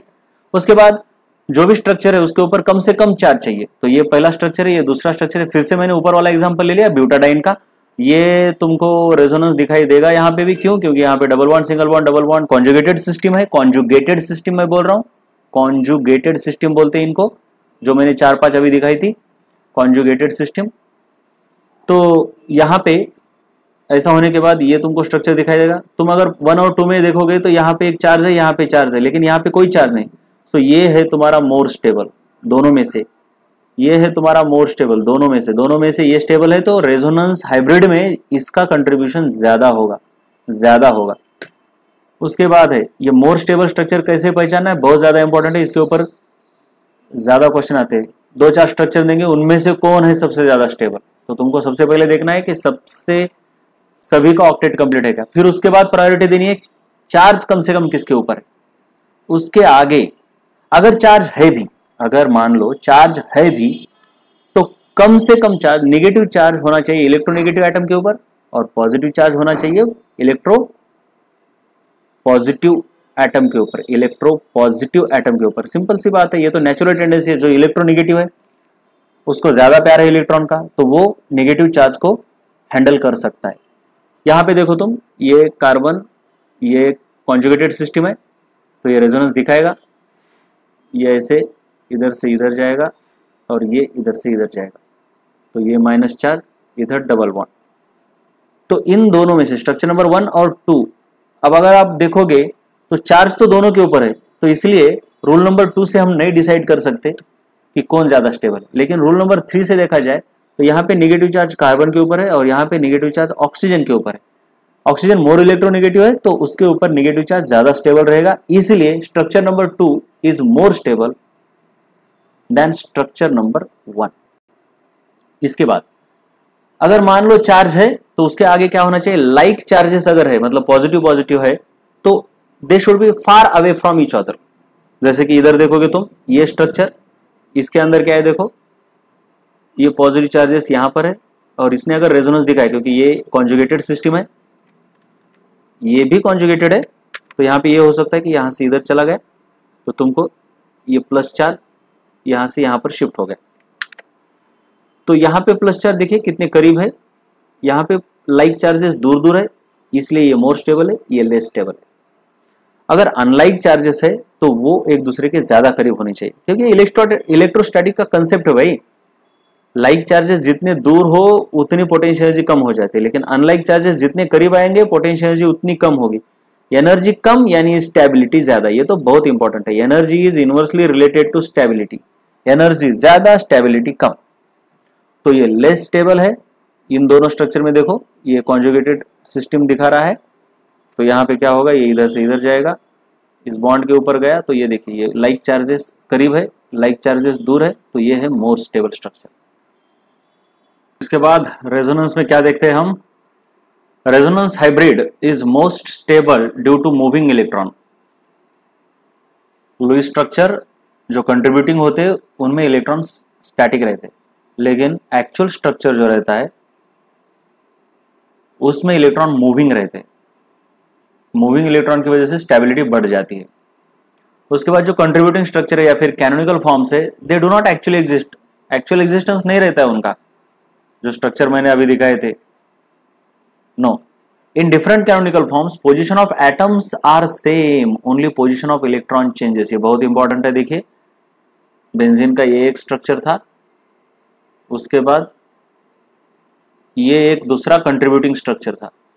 तो ये इलेक्ट्रॉन, दो इलेक्ट्रॉन इस डबल बॉन्ड में पहले कार्बन नंबर 1 और 2 में थे, लेकिन अब वो कार्बन नंबर 2 और 3 में चले गए। सो इलेक्ट्रॉन मूव होते लेकिन एटम्स नहीं मूव होते। कार्बन यहां पे है, यहीं पे रहेगा, वो नहीं मूव होगा। उसके बाद all canonical forms are valid Lewis structures and they have same electrons. Electron की संख्या कम ज्यादा नहीं होती, सभी के अंदर इलेक्ट्रॉन की संख्या उतनी ही रहेगी।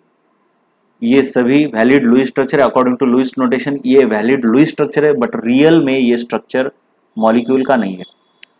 मोर contributing structure means more stable resonance hybrid. जितने ज्यादा कंट्रीब्यूटिंग स्ट्रक्चर होंगे उतना ज्यादा हाइब्रिड मॉलिक्यूल या फिर रियल मॉलिक्यूल रहेगा। Resonance is shown by following conjugated systems. ये देखो जरा, ये हमने अभी भी देखा है, double bond, single bond, double bond, ये सब इनको याद रखना है तुमको। ओके, इसके आगे देखते हैं टाइप्स ऑफ रेजोनेंस।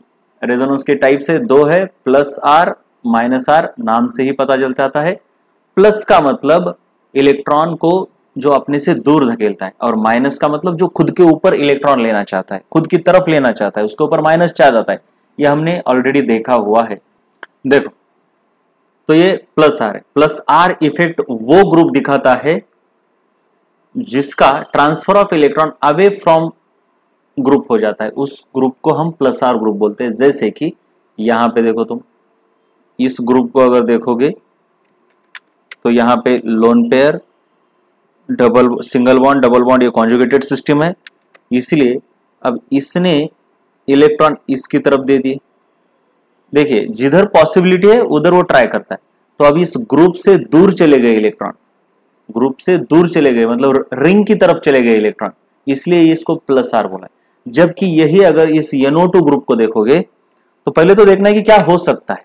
अब ये नाइट्रोजन है, इसके ऊपर लोन पेयर तो नहीं है, इसलिए ये कुछ ऐसे तो इलेक्ट्रॉन दे नहीं सकता, नहीं दे सकता, लोन पेयर नहीं है, देखो तो। लेकिन कॉन्जुगेटेड सिस्टम है, ये देखो ये कॉन्जुगेटेड सिस्टम है। तो अब क्या हो सकता है, एक पॉसिबिलिटी तो क्या है, देखो जरा आराम से इसको देखेंगे बाजू में लेके। देखो यहाँ पे कॉन्जुगेटेड सिस्टम दिखाई दे रही है हमको, ये वाली, ये है आपकी कॉन्जुगेटेड सिस्टम। यहाँ पे दो चीजें हो सकती है। क्या दो चीजें हो सकती है, देखो जरा क्या दो चीजें हो सकती है। एक तो ये इलेक्ट्रॉन यहां इधर आएगा और ये इधर आएगा ऐसे, या फिर ऐसा भी हो सकता है कि ये इधर जाएगा और यहां से ये इधर आएगा। अब दोनों में से क्या पॉसिबल है ये देखना है। अब देखो यहाँ पे क्या हो रहा है कि ग्रुप की तरफ इलेक्ट्रॉन आ रहे हैं, मतलब ऐसा अगर हो गया तो हम इसको माइनस आर बोलेंगे, क्योंकि NO2 ग्रुप ने खुद की तरफ इलेक्ट्रॉन खींच लिए। अगर इस तरीके से बिहेव करता है, मतलब खुद के इलेक्ट्रॉन रिंग को दे दिया, तो इसको हम बोलेंगे प्लस आर। अब दोनों में से क्या पॉसिबल है, देखो इधर ऑक्सीजन है लेने वाला और इधर कार्बन है लेने वाला। दोनों में से मोर इलेक्ट्रोनेगेटिव ऑक्सीजन है, तो ऑफकोर्स ऑक्सीजन ही ज्यादा ताकतवर डिसाइड होगा। तो सिंपल सी बात है, इन दोनों पॉसिबिलिटी जो है उसमें यही पॉसिबिलिटी हो सकती है, यानी NO2 group minus are group की तरह बिहेव करेगा। तो ये उस सिचुएशन के ऊपर डिपेंड करता है कि वहां पे क्या हो सकता है। कभी कभी तो ऐसी दो पॉसिबिलिटीज होती भी नहीं, जैसे कि अगर तुम मान लो OH है, यहाँ पे OH और इधर लोन पेयर है। अब ये ऐसे आने के बाद ये इधर नहीं जा सकता क्योंकि ये हाइड्रोजन डबल बॉन्ड नहीं बना सकता। No, so this is not a possible way. दूसरा क्या पॉसिबल वे, ये इसको दे दिया और ये इसको दे दिया, हाँ ये पॉसिबल है, एक ही पॉसिबिलिटी है, तो इसलिए ये हमेशा प्लस आर की तरह ही बिहेव करेगा। लेकिन NO2 दोनों पॉसिबिलिटी थी, लेकिन क्योंकि ऑक्सीजन मोर इलेक्ट्रोनेगेटिव है तो माइनस आर की तरह ही बिहेव करेगा। तो इस तरीके से हमने देखा कि माइनस आर ग्रुप किस तरीके से खुद की तरफ इलेक्ट्रॉन खींचता है, प्लस आर ग्रुप खुद से दूर, सॉरी ये माइनस आर है और ये प्लस आर है। तो मैंने यहाँ पे एग्जांपल दिए, ये सब के सब प्लस आर ग्रुप है और ये सब के सब फंक्शनल ग्रुप्स माइनस आर की तरह बिहेव करते हैं। इसके बाद है इलेक्ट्रोमेरिक इफेक्ट, लास्ट वाला इफेक्ट। पहला हो गया इंडक्टिव इफेक्ट, दूसरा हो गया रेजोनेंस इफेक्ट, तीसरा अभी इलेक्ट्रोमेरिक इफेक्ट चल रहा है। ये बहुत ही टेम्पररी इफेक्ट रहता है, मतलब एक्सटर्नल एजेंट पास आने के बाद ही ये इफेक्ट दिखाई देता है। इंडक्टिव इफेक्ट और रेजोनेंस इफेक्ट ये परमानेंट इफेक्ट है, मतलब एक्सटर्नल रिएजेंट की जरूरत नहीं है। ये this is shown by multiple bonds, ये ऑफ कोर्स डबल बॉन्ड में पाया जाता है, हाँ, लेकिन याद रहे इंडक्टिव इफेक्ट सिग्मा बॉन्ड में है और ये दोनों पाई बॉन्ड पाई सिस्टम में है, और ये in presence of attacking reagent है। देखिए इन तीनों में एक छोटी मोटी बातें कॉमन है, राइट? क्या क्या है देखो जरा, अगर हम ऐसा करते हैं, तीनों के तीनों में इलेक्ट्रॉन की मूवमेंट होती है, इसलिए तीनों में कॉमन आ गया, ठीक है? ये इंडक्टिव इफेक्ट, ये रेजोनेंस इफेक्ट और ये तुम्हारा इलेक्ट्रोमेरिक इफेक्ट, तीनों के तीनों में ये बात तो कॉमन है, इलेक्ट्रॉन की मूवमेंट है। लेकिन सिग्मा बॉन्ड में इलेक्ट्रॉन की मूवमेंट इसमें है और पाई बॉन्ड में इलेक्ट्रॉन की मूवमेंट रेजोनेंस और इलेक्ट्रोमेरिक इफेक्ट में। परमानेंट कौन है? परमानेंट ये दोनों है, परमानेंट ये है और ये अकेला टेम्पररी है। इस तरीके से कॉमन चीजें मैंने यहाँ पे लिख दी है वेन डायग्राम में। अब प्लस ई और माइनस ई, देखो इलेक्ट्रॉन मूव्स टुवर्ड्स रिएजेंट, ये जरा अलग है, देखिए ये प्लस है लेकिन फिर भी टुवर्ड्स रिएजेंट बोला गया है, मतलब इंडक्टिव में और रेजोनेंस में कैसा था, अगर ग्रुप की तरफ इलेक्ट्रॉन आते तो उनको माइनस बोलते थे, लेकिन यहां पर अटैकिंग रिएजेंट की तरफ इलेक्ट्रॉन आ रहा है तो इसको प्लस ई बोला गया है। जैसे कि ये देखो कैसे, ये CH2 डबल बॉन्ड CH2 और अटैकिंग रिएजेंट है मान लो तुम्हारा OH माइनस, मान लो, हाँ, तो ये OH माइनस क्या होगा, ये देखो ये ग्रुप की तरफ आ गए, group OH minus is attacking reagent, उसकी तरफ इलेक्ट्रॉन आ गए तो ये क्या होता है CH2 प्लस CH2 और ये OH, तो ये इसकी तरफ आ रहे लेकिन फिर भी इसको माइनस ई नहीं बल्कि प्लस ई बोला जाता है, ये जरा अलग है, याद रखना। जबकि माइनस ई कब बोला जाता है? अटैकिंग रिएजेंट से अगर दूर भाग रहे हैं इलेक्ट्रॉन। इसका एग्जांपल हम लेंगे CH2 डबल बॉन्ड CH2 और मान लो इसके ऊपर H प्लस अटैक कर रहा है, या याद रहे ये इलेक्ट्रॉन की मूवमेंट इस एक्सटर्नल एजेंट के प्रेजेंस में ही हो रही है, एक्सटर्नल एजेंट नहीं है तो ये मूवमेंट नहीं होगी। लेकिन रेजोनेंस में और इंडक्टिव में एक्सटर्नल एजेंट की होने की जरूरत नहीं है, वो खुद से ही इलेक्ट्रॉन मूव होते हैं, इसलिए वो परमानेंट है, दूसरे की जरूरत नहीं उनको। तो यहां पे क्या होता है, जैसे ही H प्लस करीब आता है तो ये, चलो यहां पे थोड़ी गलती हो गई बेटा, थोड़ी गलती हो गई मेरी, यहां पे ये ऐसा होना चाहिए, ये OH माइनस नहीं, यहां पे H प्लस होना चाहिए, क्योंकि OH माइनस की तरफ क्यों आएंगे भाई इलेक्ट्रॉन, ये H प्लस है और ये यहां पे आके H प्लस मिल गया, ऐसे OH नहीं H प्लस। एक याद रख सकते हो तुम, यहां पे OH माइनस होगा, यहां पे OH माइनस। अब कैसे याद रखेंगे, देखो OH माइनस, ये जैसे ही करीब आता है मतलब ये इसको इलेक्ट्रॉन देना चाहता है, इसलिए यहां से भागेंगे इलेक्ट्रॉन इधर, तो ग्रुप से दूर भाग रहे इलेक्ट्रॉन, CH2 इस पर माइनस और ये CH2 और ये OH। अब कैसे याद रख सकते हो, जब अटैकिंग रिएजेंट निगेटिव हो या फिर उसके ऊपर लोन पेयर हो, इलेक्ट्रॉन ज्यादा हो तो उसको माइनस ई इफेक्ट बोलते हैं, और अटैकिंग रिएजेंट प्लस हो तो इसको प्लस ई बोलते हैं। ये बहुत आसान है, ठीक है? इस तरीके से रिएक्शन में जो मैकेनिज्म होते हैं, मैकेनिज्म दिखाते वक्त ये इलेक्ट्रोमेरिक इफेक्ट बहुत ज्यादा काम का होता है। इसके बाद है हमारा hyperconjugation, no bond resonance भी कहा जाता है। क्यों कहा जाता है देखेंगे हम। फॉर एग्जांपल इस मॉलिक्यूल को कंसिडर कीजिए, CH3 CH CH2, ये है इसका फंक्शनल ग्रुप। फंक्शनल ग्रुप के बाजू में जो कार्बन है इसको अल्फा कार्बन बोला जाता है। जैसे कि मान लो ये कार्बन कार्बन कार्बन और यहाँ पे OH है, तो ये है फंक्शनल ग्रुप, तो ये हो गया तुम्हारा अल्फा कार्बन। और फिर एक एग्जांपल ले लो, ये कार्बन कीटोन है, ये है फंक्शनल ग्रुप पूरा, तो ये अल्फा कार्बन और ये भी अल्फा कार्बन हो गया। और अल्फा कार्बन के ऊपर जो हाइड्रोजन रहता है उसको हम अल्फा हाइड्रोजन बोलते हैं। और देखेंगे एग्जांपल्स, और देखेंगे, ये देखो ये कार्बन कार्बन ट्रिपल बॉन्ड है ऐसा, तो तुम्हारा ये हो गया फंक्शनल ग्रुप और ये हो गया अल्फा कार्बन, ये हो गया अल्फा कार्बन। इसके ऊपर जितने भी हाइड्रोजन है, मान लो CH2, तो ये दोनों के दोनों अल्फा हाइड्रोजन हो गए। यहाँ पे CH3, तो ये तीनों के तीनों अल्फा हाइड्रोजन हो गए। फंक्शनल ग्रुप के बाजू वाला कार्बन अल्फा कार्बन और उस अल्फा कार्बन के ऊपर के हाइड्रोजन अल्फा हाइड्रोजन। मान लो तुम्हारे पास NH2 है ऐसा, तो ये है तुम्हारा फंक्शनल ग्रुप, ये हो गया तुम्हारा अल्फा कार्बन, ये नहीं, ये तो तुम्हारे बीटा हो गए, ठीक है। तो फंक्शनल ग्रुप के ऊपर डिपेंड करता है कि कौन है अल्फा कार्बन। तो याद रखना है, चलो यहाँ पे फंक्शनल ग्रुप भी नहीं, कभी कभी कार्ब कैटायन भी होता है। मान लो कि तुम्हारे पास ऐसा कार्ब कैटायन है, तो ये हो गया तुम्हारा फंक्शनल ग्रुप और ये हो गया तुम्हारा अल्फा कार्बन, ये भी हो गया तुम्हारा अल्फा कार्बन। तो ये वाला स्ट्रक्चर देखो, अभी ये वाला स्ट्रक्चर, इसको पूरा खुल के लिखा है इधर, एक्सपांडेड फॉर्म, स्केलेटल फॉर्मूला, ये तो कंडेंस्ड स्ट्रक्चरल फॉर्मूला है, ये पूरा एक्सपांडेड स्ट्रक्चरल फॉर्मूला है। तो ये है तुम्हारा फंक्शनल ग्रुप और ये है तुम्हारा अल्फा कार्बन, और ये अल्फा कार्बन के ऊपर जो हाइड्रोजन है इनको बोला जाता है अल्फा हाइड्रोजन्स। तो इसमें क्या होता है, हाइपर कॉन्जुगेशन में अल्फा हाइड्रोजन खुद के इलेक्ट्रॉन डोनेट करता है फंक्शनल ग्रुप को। कैसे करता है देखो जरा, जरा आराम से देखेंगे, देखो जरा, ये देखो यहां से यहां देगा ये, लेकिन अब ये कार्बन 5 बॉन्ड तो नहीं कर सकता, इसलिए इसको इधर दे देगा। तो इधर तो एक ही बॉन्ड था, वो चला गया, इसलिए there is no bond here, इसलिए इसको नो बॉन्ड रेजोनेंस कहा जाता है।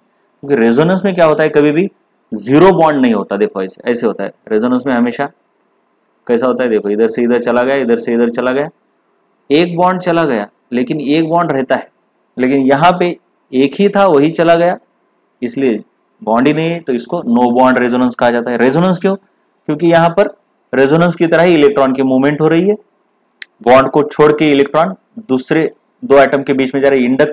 इंडक्टिव इफेक्ट में क्या होता है, इलेक्ट्रॉन बॉन्ड को छोड़ के नहीं जाते, मतलब इधर वाला इलेक्ट्रॉन इधर ही रहता है, बस थोड़ा इधर शिफ्ट हो जाता है, ऐसा इधर शिफ्ट हो जाता है। ऐसा नहीं कि इधर वाले इलेक्ट्रॉन इधर जंप मार के जा रहे हैं, no, electrons do not leave their atoms, but in hyperconjugation and resonance electrons leave the atoms. Resonance में क्या होता है, पाई बॉन्ड के इलेक्ट्रॉन ही पाई बॉन्ड में शिफ्ट होते हैं, लेकिन इधर क्या होता है, हाइपर कॉन्जुगेशन में सिग्मा बॉन्ड के इलेक्ट्रॉन नया पाई बॉन्ड बनाते हैं, ये देखो ये पाई बॉन्ड, इसलिए इसको रेजोनेंस की तरह कहा जाता है, लेकिन थोड़ा अलग है, इसलिए हाइपर कॉन्जुगेशन है ये, राइट, इस तरीके से। और ये लोन पेयर है, लोन पेयर, जिसकी वजह से इसके ऊपर माइनस चार्ज आएगा।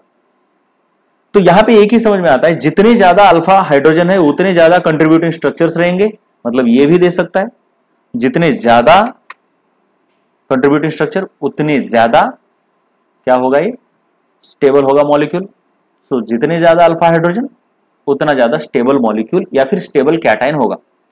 ये अल्कीन दिखाते हैं हाइपर कॉन्जुगेशन, कार्ब कैटायन भी दिखाते हैं, कार्ब कैटायन भी दिखाते हैं। कैसे, मान लो ये कार्ब कैटायन है, ये है आपका फंक्शनल ग्रुप, तो ये है तुम्हारा अल्फा कार्बन, तो उसके ऊपर के ये हो गया अल्फा हाइड्रोजन। तो ये अल्फा हाइड्रोजन क्या करता है, इधर से इधर देता है इलेक्ट्रॉन, तो तुम्हारा हाइपर कॉन्जुगेशन का स्ट्रक्चर, कंट्रीब्यूटिंग स्ट्रक्चर कुछ ऐसे, यहाँ पे डबल बॉन्ड आएगा, ये हाइड्रोजन और यहाँ का हाइड्रोजन है, इसके ऊपर प्लस चार्ज आएगा और यहाँ पे कोई बॉन्ड नहीं होगा ये। सो अल्कीन शो करते हैं हाइपर कॉन्जुगेशन, और कौन शो करता है, कार्ब कैटायंस शो करते हैं और कार्बन रेडिकल्स भी शो करते हैं। सो हाइपर कॉन्जुगेशन की वजह से ये सब तीन लोग स्टेबलाइज हो जाते हैं। इसके बारे में कुछ एक्स्ट्रा पॉइंट है, देखो, दिस इज ऑल्सो, क्या बोला है, अल्सो कॉल्ड, अरे नहीं, इट्स, इसकी जरूरत नहीं, also called as no bond resonance, यहां से आगे, it stabilises alkenes, carbocations and carbon radicals जिनके पास अल्फा हाइड्रोजन है। यहाँ पे कार्बन रेडिकल भी ऐड करो, कार्बन रेडिकल्स, ये चलो, ये तो हमने तुमको ड्रॉ करके बता दिया, ठीक है, किस तरीके से, ये देखो यही है वो इमेज। यहाँ पे एक बात, more number of alpha hydrogen, इसका मतलब है more stability to the molecule, क्योंकि more number of hyperconjugation structure form होंगे। जैसे कि अगर तुम यहाँ पे देखोगे, इधर देखो, ये अलग अलग अल्कीन्स है, ये है functional group, number of alpha hydrogens खुद ही देख लो कितने हैं, ये है फंक्शनल ग्रुप। जैसे कि यहाँ पर देख लो तुम, ये एक अल्फा कार्बन है, ये भी अल्फा कार्बन है, ये भी अल्फा कार्बन है, तो इन 3 अल्फा कार्बन के ऊपर 3-3 हाइड्रोजन है, इसलिए टोटल 9 अल्फा हाइड्रोजन है। इसके पास 12 अल्फा हाइड्रोजन है, इसके पास 6 अल्फा हाइड्रोजन है, इसके पास 3 है। तो जिसके पास जितने ज्यादा अल्फा हाइड्रोजन है उसकी स्टेबिलिटी उतनी ज्यादा रहेगी। सो सबसे ज्यादा स्टेबल ये अल्कीन है, इसके बाद ये है, इसके बाद ये है, this is the stability order. उसके बाद कार्ब कैटायन देखो, ये है तुम्हारा फंक्शनल ग्रुप, तो ये हो गया alpha carbon alpha carbon alpha carbon. इसके पास 9 अल्फा हाइड्रोजन है, इसलिए ये सबसे ज्यादा स्टेबल है। फिर उसके बाद देखो जैसे जैसे अल्फा हाइड्रोजन की संख्या कम हो रही है वैसे वैसे स्टेबिलिटी कम होती जा रही है कार्ब कैटायन की। कभी कभी गलती हो जाती है, जैसे कि यहाँ पे देखो ये है फंक्शनल ग्रुप अल्फा कार्बन, ये है, इसलिए इसके ऊपर अल्फा हाइड्रोजन 6 है। लेकिन यहाँ पे जरा आराम से देखो, ये अल्फा कार्बन है, ये अल्फा कार्बन है, इसके ऊपर कोई भी हाइड्रोजन नहीं है, बस इसके ऊपर 3 है, तो इसके ऊपर टोटल 3 अल्फा हाइड्रोजन है। इनको अल्फा हाइड्रोजन नहीं समझना है क्योंकि ये तो बीटा हो गए, अल्फा कार्बन के ऊपर और एक कार्बन है।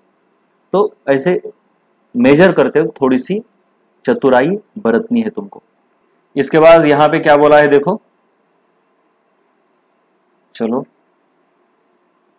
Net tendency of a group to withdraw और donate the electron is decided by combined effect of resonance, hyperconjugation और इंडक्टिव। मतलब किसी कार्बन चेन को मान लो कोई ऐसा ग्रुप अटैच्ड है, तो ये इस कार्बन चेन से या फिर कार्बन की रिंग से, ऐसा रिंग है तो ये ऐसा रिंग है, एरोमेटिक कंपाउंड में रिंग रहती है, तो ये group on an average ring से इलेक्ट्रॉन खींच लेता है या रिंग को इलेक्ट्रॉन देता है, ये कोई एक इफेक्ट डिसाइड नहीं करता। मतलब इन ओवरऑल ये हो सकता है कि रेजोनेंस से ये खींच ले तो माइनस आ रहा है, लेकिन इंडक्टिव से दे दे तो ये प्लस आए है, तो ओवरऑल ये माइनस है ये प्लस है, तो ये तो इन दोनों के कंबाइंड इफेक्ट से डिसाइड होता है और ये ग्रुप टू ग्रुप वेरी भी करता है। Usually resonance effect is dominant than inductive कहा जाता है।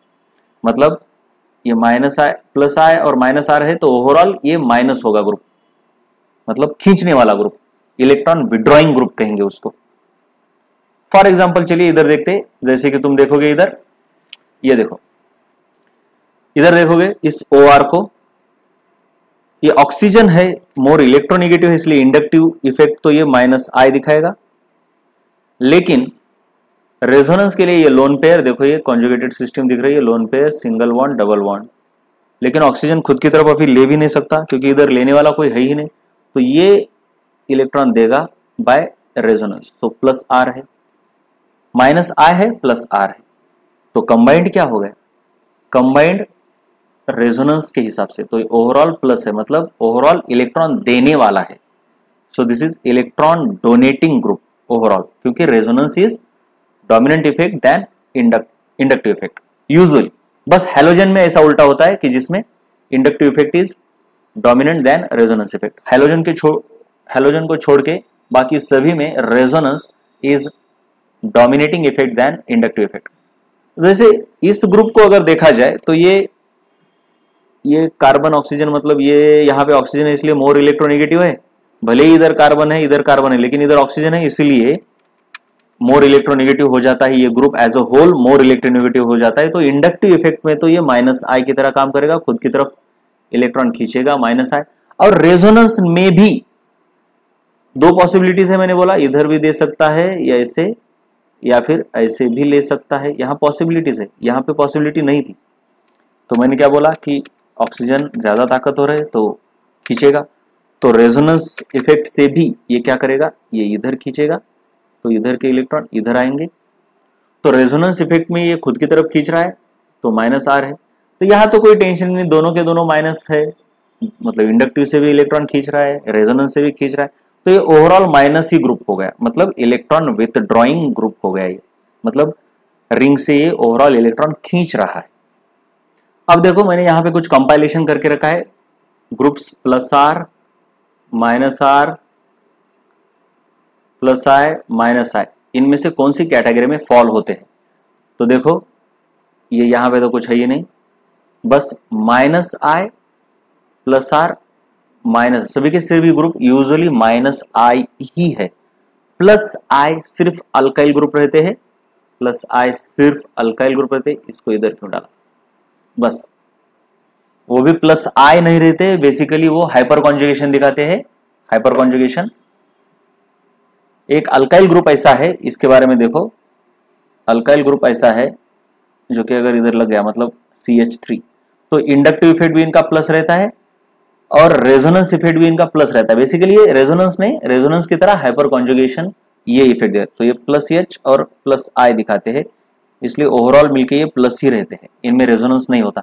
लेकिन मैं यहाँ पे पूरी ऑर्गेनिक केमिस्ट्री में नीट और जेईई के दूसरे फंक्शनल ग्रुप है उनको यहाँ पे लिया हूँ, बस रेजोनेंस को यहाँ पे क्यों लिखा है, लेकिन ये रेजोनेंस अल्काइल ग्रुप को यहाँ पे क्यों रखा है, ये रेजोनेंस नहीं दिखाते, इनके लिए स्पेशली मान लो कि ये हाइपर कॉन्जुगेशन दिखाते प्लस एच।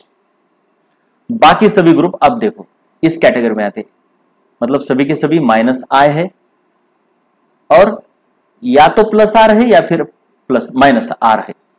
इंडक्टिव इफेक्ट सभी का माइनस है, लेकिन रेजोनेंस किसी का प्लस है किसी का माइनस है।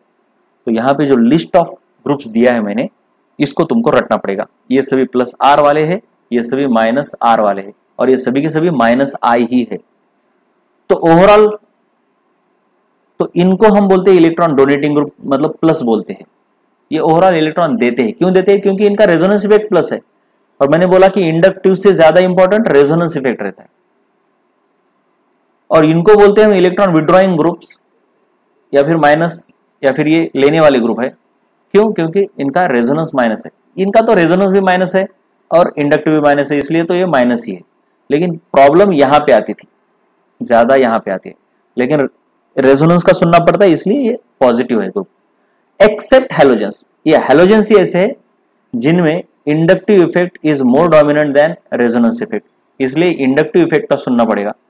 तो इनका इंडक्टिव इफेक्ट माइनस आई है, तो सिर्फ ये हैलोजन है जो कि इलेक्ट्रॉन विड्रॉइंग ग्रुप कहा जाता है इनको, या फिर ये लेने वाले हैं। अदरवाइज ये सभी इलेक्ट्रॉन डोनेटिंग बन जाते हैं, क्योंकि इनमें रेजोनेंस मोर डोमिनेंट है और इसमें इंडक्टिव ग्रुप डोमिनेंट है। और इधर तो डोमिनेंस की बात ही नहीं, क्योंकि दोनों ही निगेटिव है। Resonance effect is greater than inductive effect, hence net effect is decided by resonance except halogens. Halogen के लिए net effect is decided by inductive effect. Resonance is position dependent effect, ये बहुत इंपॉर्टेंट है, बहुत ज्यादा important है, ये बहुत ज्यादा इंपॉर्टेंट है। चलो, पोजीशन डिपेंडेंट है, इसका मतलब क्या है। अब इंडक्टिव इफेक्ट देखो, मान लो यहां पे कोई प्लस आई ग्रुप है, तो ये इलेक्ट्रॉन खींचेगा तो ये सभी से खींचेगा, मतलब इसके ऊपर भी थोड़ा माइनस चार्ज आएगा, इसके ऊपर सॉरी प्लस चार्ज आएगा, इसके ऊपर भी थोड़ा प्लस आएगा, इसके ऊपर और थोड़ा आएगा, लेकिन सभी के ऊपर, सभी को अफेक्ट करेगा। ये चेन के अंदर जितने भी है उनको अफेक्ट करेगा। लेकिन रेजोनेंस वैसे नहीं करता, ये अलग ही काम करता है, अल्टरनेट काम करता है, अल्टरनेट। जैसे कि यहां पे मैंने मान लो ये OH है, या फिर मान लो CO है, ये देखो यहां पे, ओके थोड़ी गलती हो गई।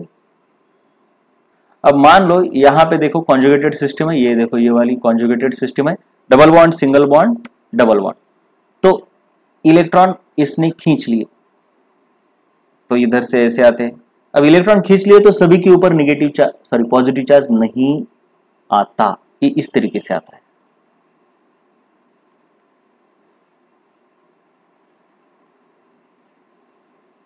ये देखो सिर्फ इसके ऊपर पॉजिटिव चार्ज आ गया, इसके ऊपर आया ही नहीं, मतलब जो अल्टरनेट कार्बन है उसके ऊपर ही इसने इफेक्ट किया, इस वाले कार्बन को उसने कुछ इफेक्ट किया ही नहीं, राइट। सो ये position it operates only at certain positions, not at all the positions. Inductive effect सभी के ऊपर काम करता है, सभी को अफेक्ट करता है, ये बहुत इंपॉर्टेंट है।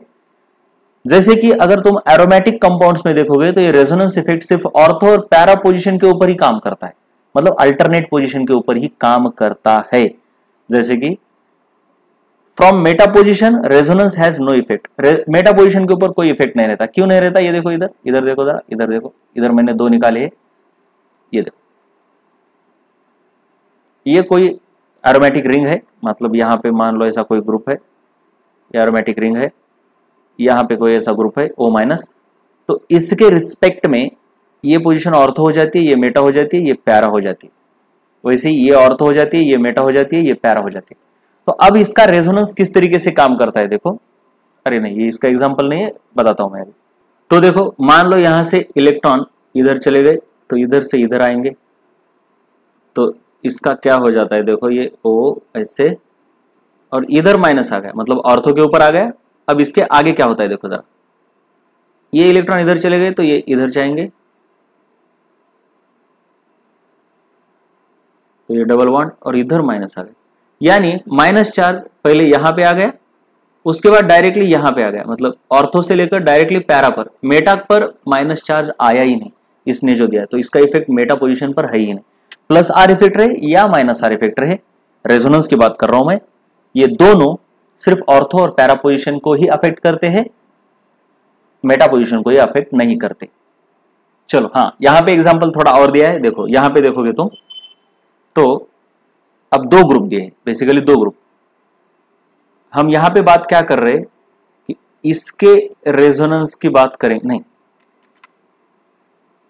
इसके रेजोनेंस इफेक्ट की बात करेंगे विथ रिस्पेक्ट टू दिस, इसको ये कैसे अफेक्ट करता है। अगर तुम यहां पे देखोगे, अभी हमने देखा कि जब ये इलेक्ट्रॉन ऐसे छोड़ता है इसमें, तो इलेक्ट्रॉन पहले तो ये ऑर्थो पे आते, फिर इधर पैरा पे आते। सो पैरा पोजीशन में अगर तुम इस ग्रुप की बात करोगे तो इसका इफेक्ट इसके लिए कैसा है, तो रेजोनेंस की बात की जाए तो ये प्लस आर की तरह काम कर रहा है, क्योंकि ऐसे इलेक्ट्रॉन छोड़ रहा है। I am talking about O with respect to CHO, कैसे काम करेगा। और इंडक्टिव की बात करें तो ये तो ऑक्सीजन है इसलिए खींच लेगा, तो माइनस आए, तो नेट तो इसका net effect of O minus with respect to CHO in this compound is plus. क्यों? क्योंकि रेजोनेंस डोमिनेंट इफेक्ट है। अब इधर देखो, इसका effect with respect to this, inductive effect तो माइनस है क्योंकि ये खींच लेगा और ये सभी पोजीशन पर एक्ट करेगा, लेकिन रेजोनेंस इफेक्ट जीरो है। क्यों? क्योंकि इसका रेजोनेंस इफेक्ट सिर्फ ऑर्थो, उसके बाद डायरेक्टली पैरा पर होता है, इसके ऊपर कोई ये अफेक्ट ही नहीं करता। So resonance effect is zero. So when these two groups are at meta position to each other, then this oxygen will act as electron withdrawing group minus I, and when these two groups are at para position to each other, then this oxygen will act as electron donating group for aldehyde. इसके बाद हम बात करेंगे तीन intermediates की, इनको intermediate reagent भी बोला जाता है। ये तीन कौन कौन है? कार्ब कैटायन या फिर कार्बोनियम आयन, दूसरा है कार्ब एनायन और है तीसरा कार्बन रेडिकल। इनका फॉर्मेशन कैसे होता है?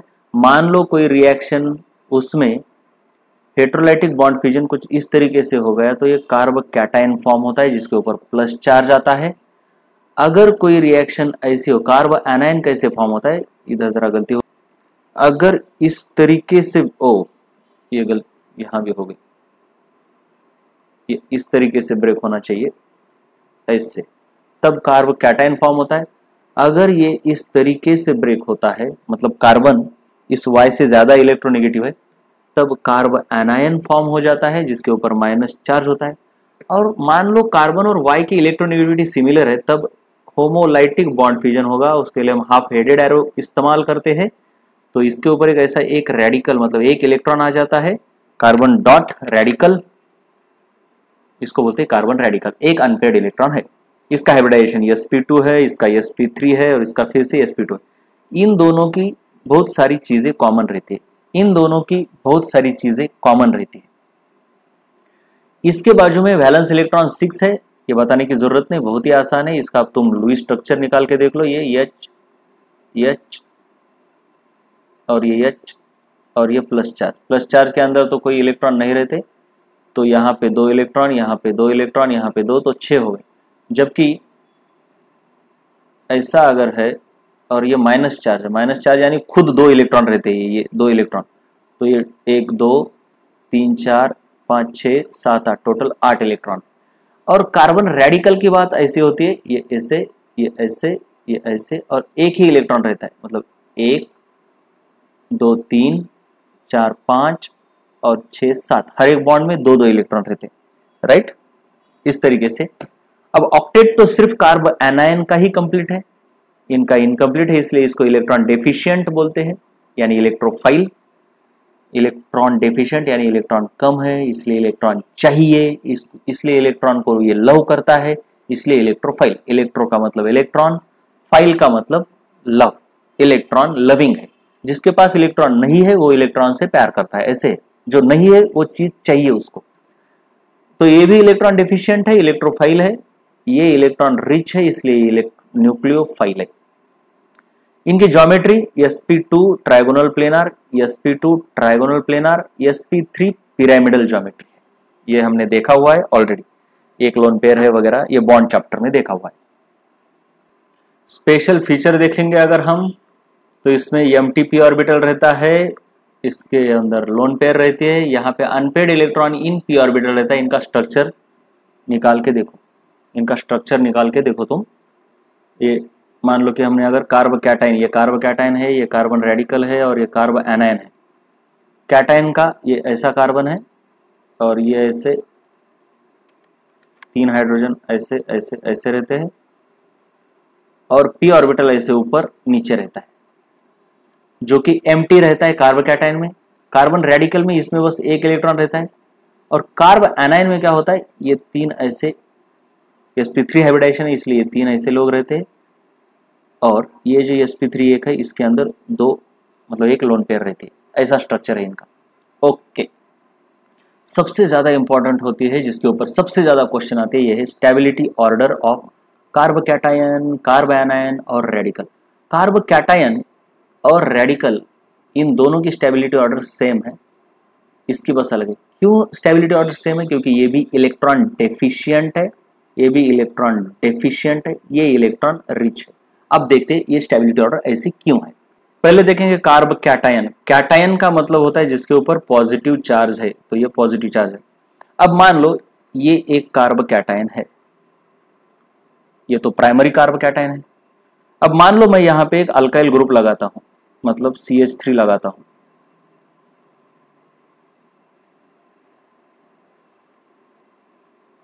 तो ये CH3 ग्रुप का काम क्या होता है, इलेक्ट्रॉन ये देता है क्योंकि ये प्लस आई ग्रुप है और हाइपर कॉन्जुगेशन में भी प्लस H है, तो इलेक्ट्रॉन डोनेटिंग है। तो ऑफकोर्स ये इलेक्ट्रॉन डेफिशिएंट है, इसको इलेक्ट्रॉन चाहिए।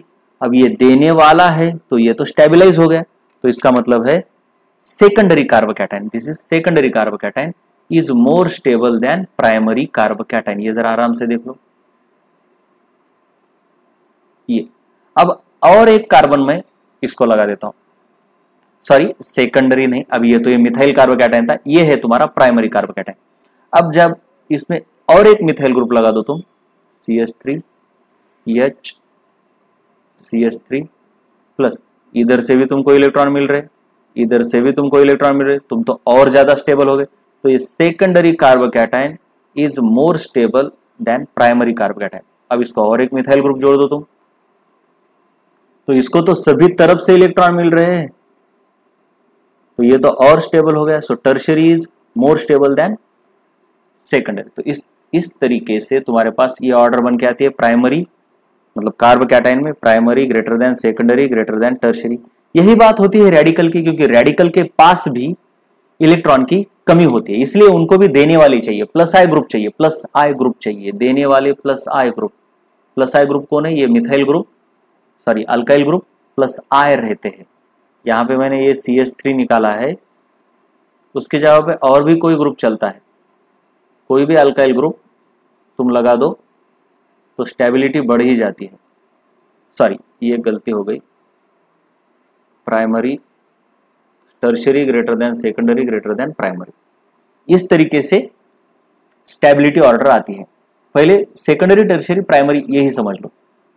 रेडिकल की वही बात है, रेडिकल भी इलेक्ट्रॉन डेफिशिएंट है, इसको भी कोई तो देने वाला चाहिए, देने वाले कौन है? अल्काइल ग्रुप है, तो ये अल्काइल ग्रुप की वजह से स्टेबलाइज हो जाते हैं। तो रेडिकल की भी यही ऑर्डर आ गए, पहले इनको ही देखो। अब कार्ब एनायन की बात अलग है, क्योंकि ये खुद इलेक्ट्रॉन रिच है, इसके पास इलेक्ट्रॉन है, तो इसको देने वाला नहीं चाहिए, देने वाला इसको अनस्टेबल कर देगा, क्योंकि देखो ये, अरे ये तो अनस्टेबल हो गया। तो देने वाले यानी mine plus I group carb anion को डिस्टेबलाइज करते, जबकि माइनस आई ग्रुप इसको स्टेबलाइज करते। तो कार्ब कैटायन को प्लस आई ग्रुप स्टेबलाइज करते, इसलिए कार्ब एनायन की स्टेबिलिटी कार्ब कैटायन से उल्टी रहेगी, यानी ऐसे tertiary less than secondary less than primary. ये किसकी है? ऊपर वाली कार्ब कैटायन और रेडिकल की। ये किसकी है? कार्ब एनायन की, कार्ब एनायन की। तो ये तो बात हो गई दोनों की पक्की। चलो ये ऑर्डर और ये ऑर्डर एक दूसरे के एग्जैक्ट अपोजिट, लेकिन अब आता है बेंजिलिक और अलिलिक। बेंजिलिक बेसिकली इस तरीके से रहता है, ये ऐसे एरोमेटिक रिंग, इसके ऊपर और एक कार्बन और इसके ऊपर प्लस चार्ज, ऐसा है तो ये बेंजिलिक कैटायन है। अगर इसके ऊपर माइनस है तो ये बेंजिलिक एनायन है, और यहां पर डॉट है तो ये बेंजिलिक रेडिकल है। ये कोई भी हो स्टेबल ही रहते, क्यों? क्योंकि ये कॉन्जुगेटेड सिस्टम है। देखो ये plus single bond double bond, minus single bond double bond, यानी ये सभी के सभी रेजोनेंस दिखाते हैं। इसीलिए ये बेंजिलिक कैटायन हो या एनायन हो, कोई भी हो, ये सबसे ज्यादा स्टेबल है। सो बेंजिलिक कैटायन भी हो, इसलिए ये बेंजिलिक सबसे आगे आएगा, इधर भी और इधर भी। बेंजिलिक की तरह ही अलिलिक रहते हैं, अलिलिक इस तरीके से रहता है। ये इधर प्लस है तो अलिलिक कैटायन, माइनस है तो अलिलिक एनायन, और रेडिकल है तो अलिलिक रेडिकल। यहाँ पे भी तुमको कॉन्जुगेशन दिखाएगा, ये भी रेजोनेंस दिखाते हैं, लेकिन बेंजिलिक वाले का रेजोनेंस बहुत ज्यादा है, क्योंकि देखो यहाँ भी इधर भी एक्सटेंडेड कॉन्जुगेटेड सिस्टम, यहां से शुरू होके पूरे रिंग पर फैलता है। जितना ज्यादा इलेक्ट्रॉन को घूमने को मिलेगा उतना ज्यादा स्टेबिलिटी। सो बेंजिलिक से कम है अलिलिक, यहां भी अलिलिक। याद रहे ये अलिलिक नहीं है बेटे, ये नहीं है, नहीं है।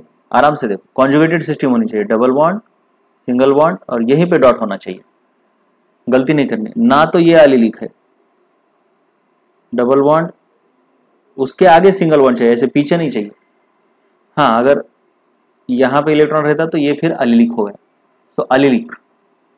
अब इनके जैसे रहते हैं फिनिलिक, बेंजिलिक की तरह रहता है फिनिलिक। देखो ये इस तरीके से, यहीं पे प्लस चार्ज। बेंजिलिक में जैसा एक कार्बन है उसके ऊपर है, लेकिन रिंग के ऊपर ही अगर प्लस है तो ये फिनिलिक है, इसलिए फिनिलिक कैटायन। अब ये जरा आराम से देखने वाली बात है, ये जरा आराम से देखने वाली बात है। फिनिलिक कैटायन, ये देखो, पहले देखो ये अलिलिक है तो इसके जैसा एक रहता है विनिलिक। ये देखो इसके ऊपर अगर प्लस है डायरेक्टली तो ये विनिलिक है, और एक को छोड़ के इधर प्लस है तो अलिलिक है, तो ये विनिलिक है, विनाइल और अलील। इसको देखो, वैसे ये बेंजाइल है, बेंजाइल, और ये है फिनाइल। तो फिनाइल कैटायन तो इससे भी ज्यादा कम स्टेबल है। फिनाइल और विनाइल एक साथ ही आते, ये दोनों क्यों कम है? क्यों? क्योंकि ये फिनाइल और विनाइल दोनों में देखो ये जो कार्बन है, और यहाँ पे भी देखो ये जो कार्बन है, ये दोनों sp2 कार्बन है, और ये इलेक्ट्रोनेगेटिव रहते हैं। sp2 carbon electronegative. इलेक्ट्रोनेगेटिविटी की बात किया जाए तो primary sp is more electronegative than sp2 is more negative than sp3 due to more s character. जितना ज्यादा s कैरेक्टर उतना ऑर्बिटल छोटा होगा, और जितना छोटा होगा उतना न्यूक्लियस के करीब होगा, जितना न्यूक्लियस के करीब होगा उतना मोर इलेक्ट्रोनेगेटिव रहेगा ऑर्बिटल, और जितना मोर इलेक्ट्रोनेगेटिव है उसको प्लस चार्ज हैंडल नहीं करना आता, उसको माइनस चार्ज हैंडल करना आता है। इसलिए फिनाइल और विनाइल कार्बोकैटायन की कैटेगरी में सबसे कम स्टेबल है, जबकि इनकी कैटेगरी में फिनाइल और विनाइल का, इनको इधर डालेंगे, ये मतलब ये पूरी यहां से यहां के ऑर्डर जो है ना एनायन में उल्टी हो जाती है। ये फिनाइल विनाइल, क्यों? क्योंकि ये मोर इलेक्ट्रोनेगेटिव है, इनका कार्बन जो कि इलेक्ट्रॉन को बेहतर स्टेबलाइज कर पाता है। यहाँ पे CH3 माइनस मिथाइल एनायन है, ठीक है। इस तरीके से ये तुम्हारी स्टेबिलिटी ऑर्डर है, बहुत ज़्यादा है, इसके ऊपर ही ज़्यादा क्वेश्चन आते हैं। इंडक्टिव इफेक्ट में हमने देखा था कि किस तरीके से इनके ऑर्डर रहती है, मैंने बोला आगे बताऊंगा। तो ये ऐसी रहती है ऑर्डर, ये बहुत ज़्यादा काम की, ये पूरी रटनी पड़ेगी, इसका लॉजिक भी मैंने बता दिया है।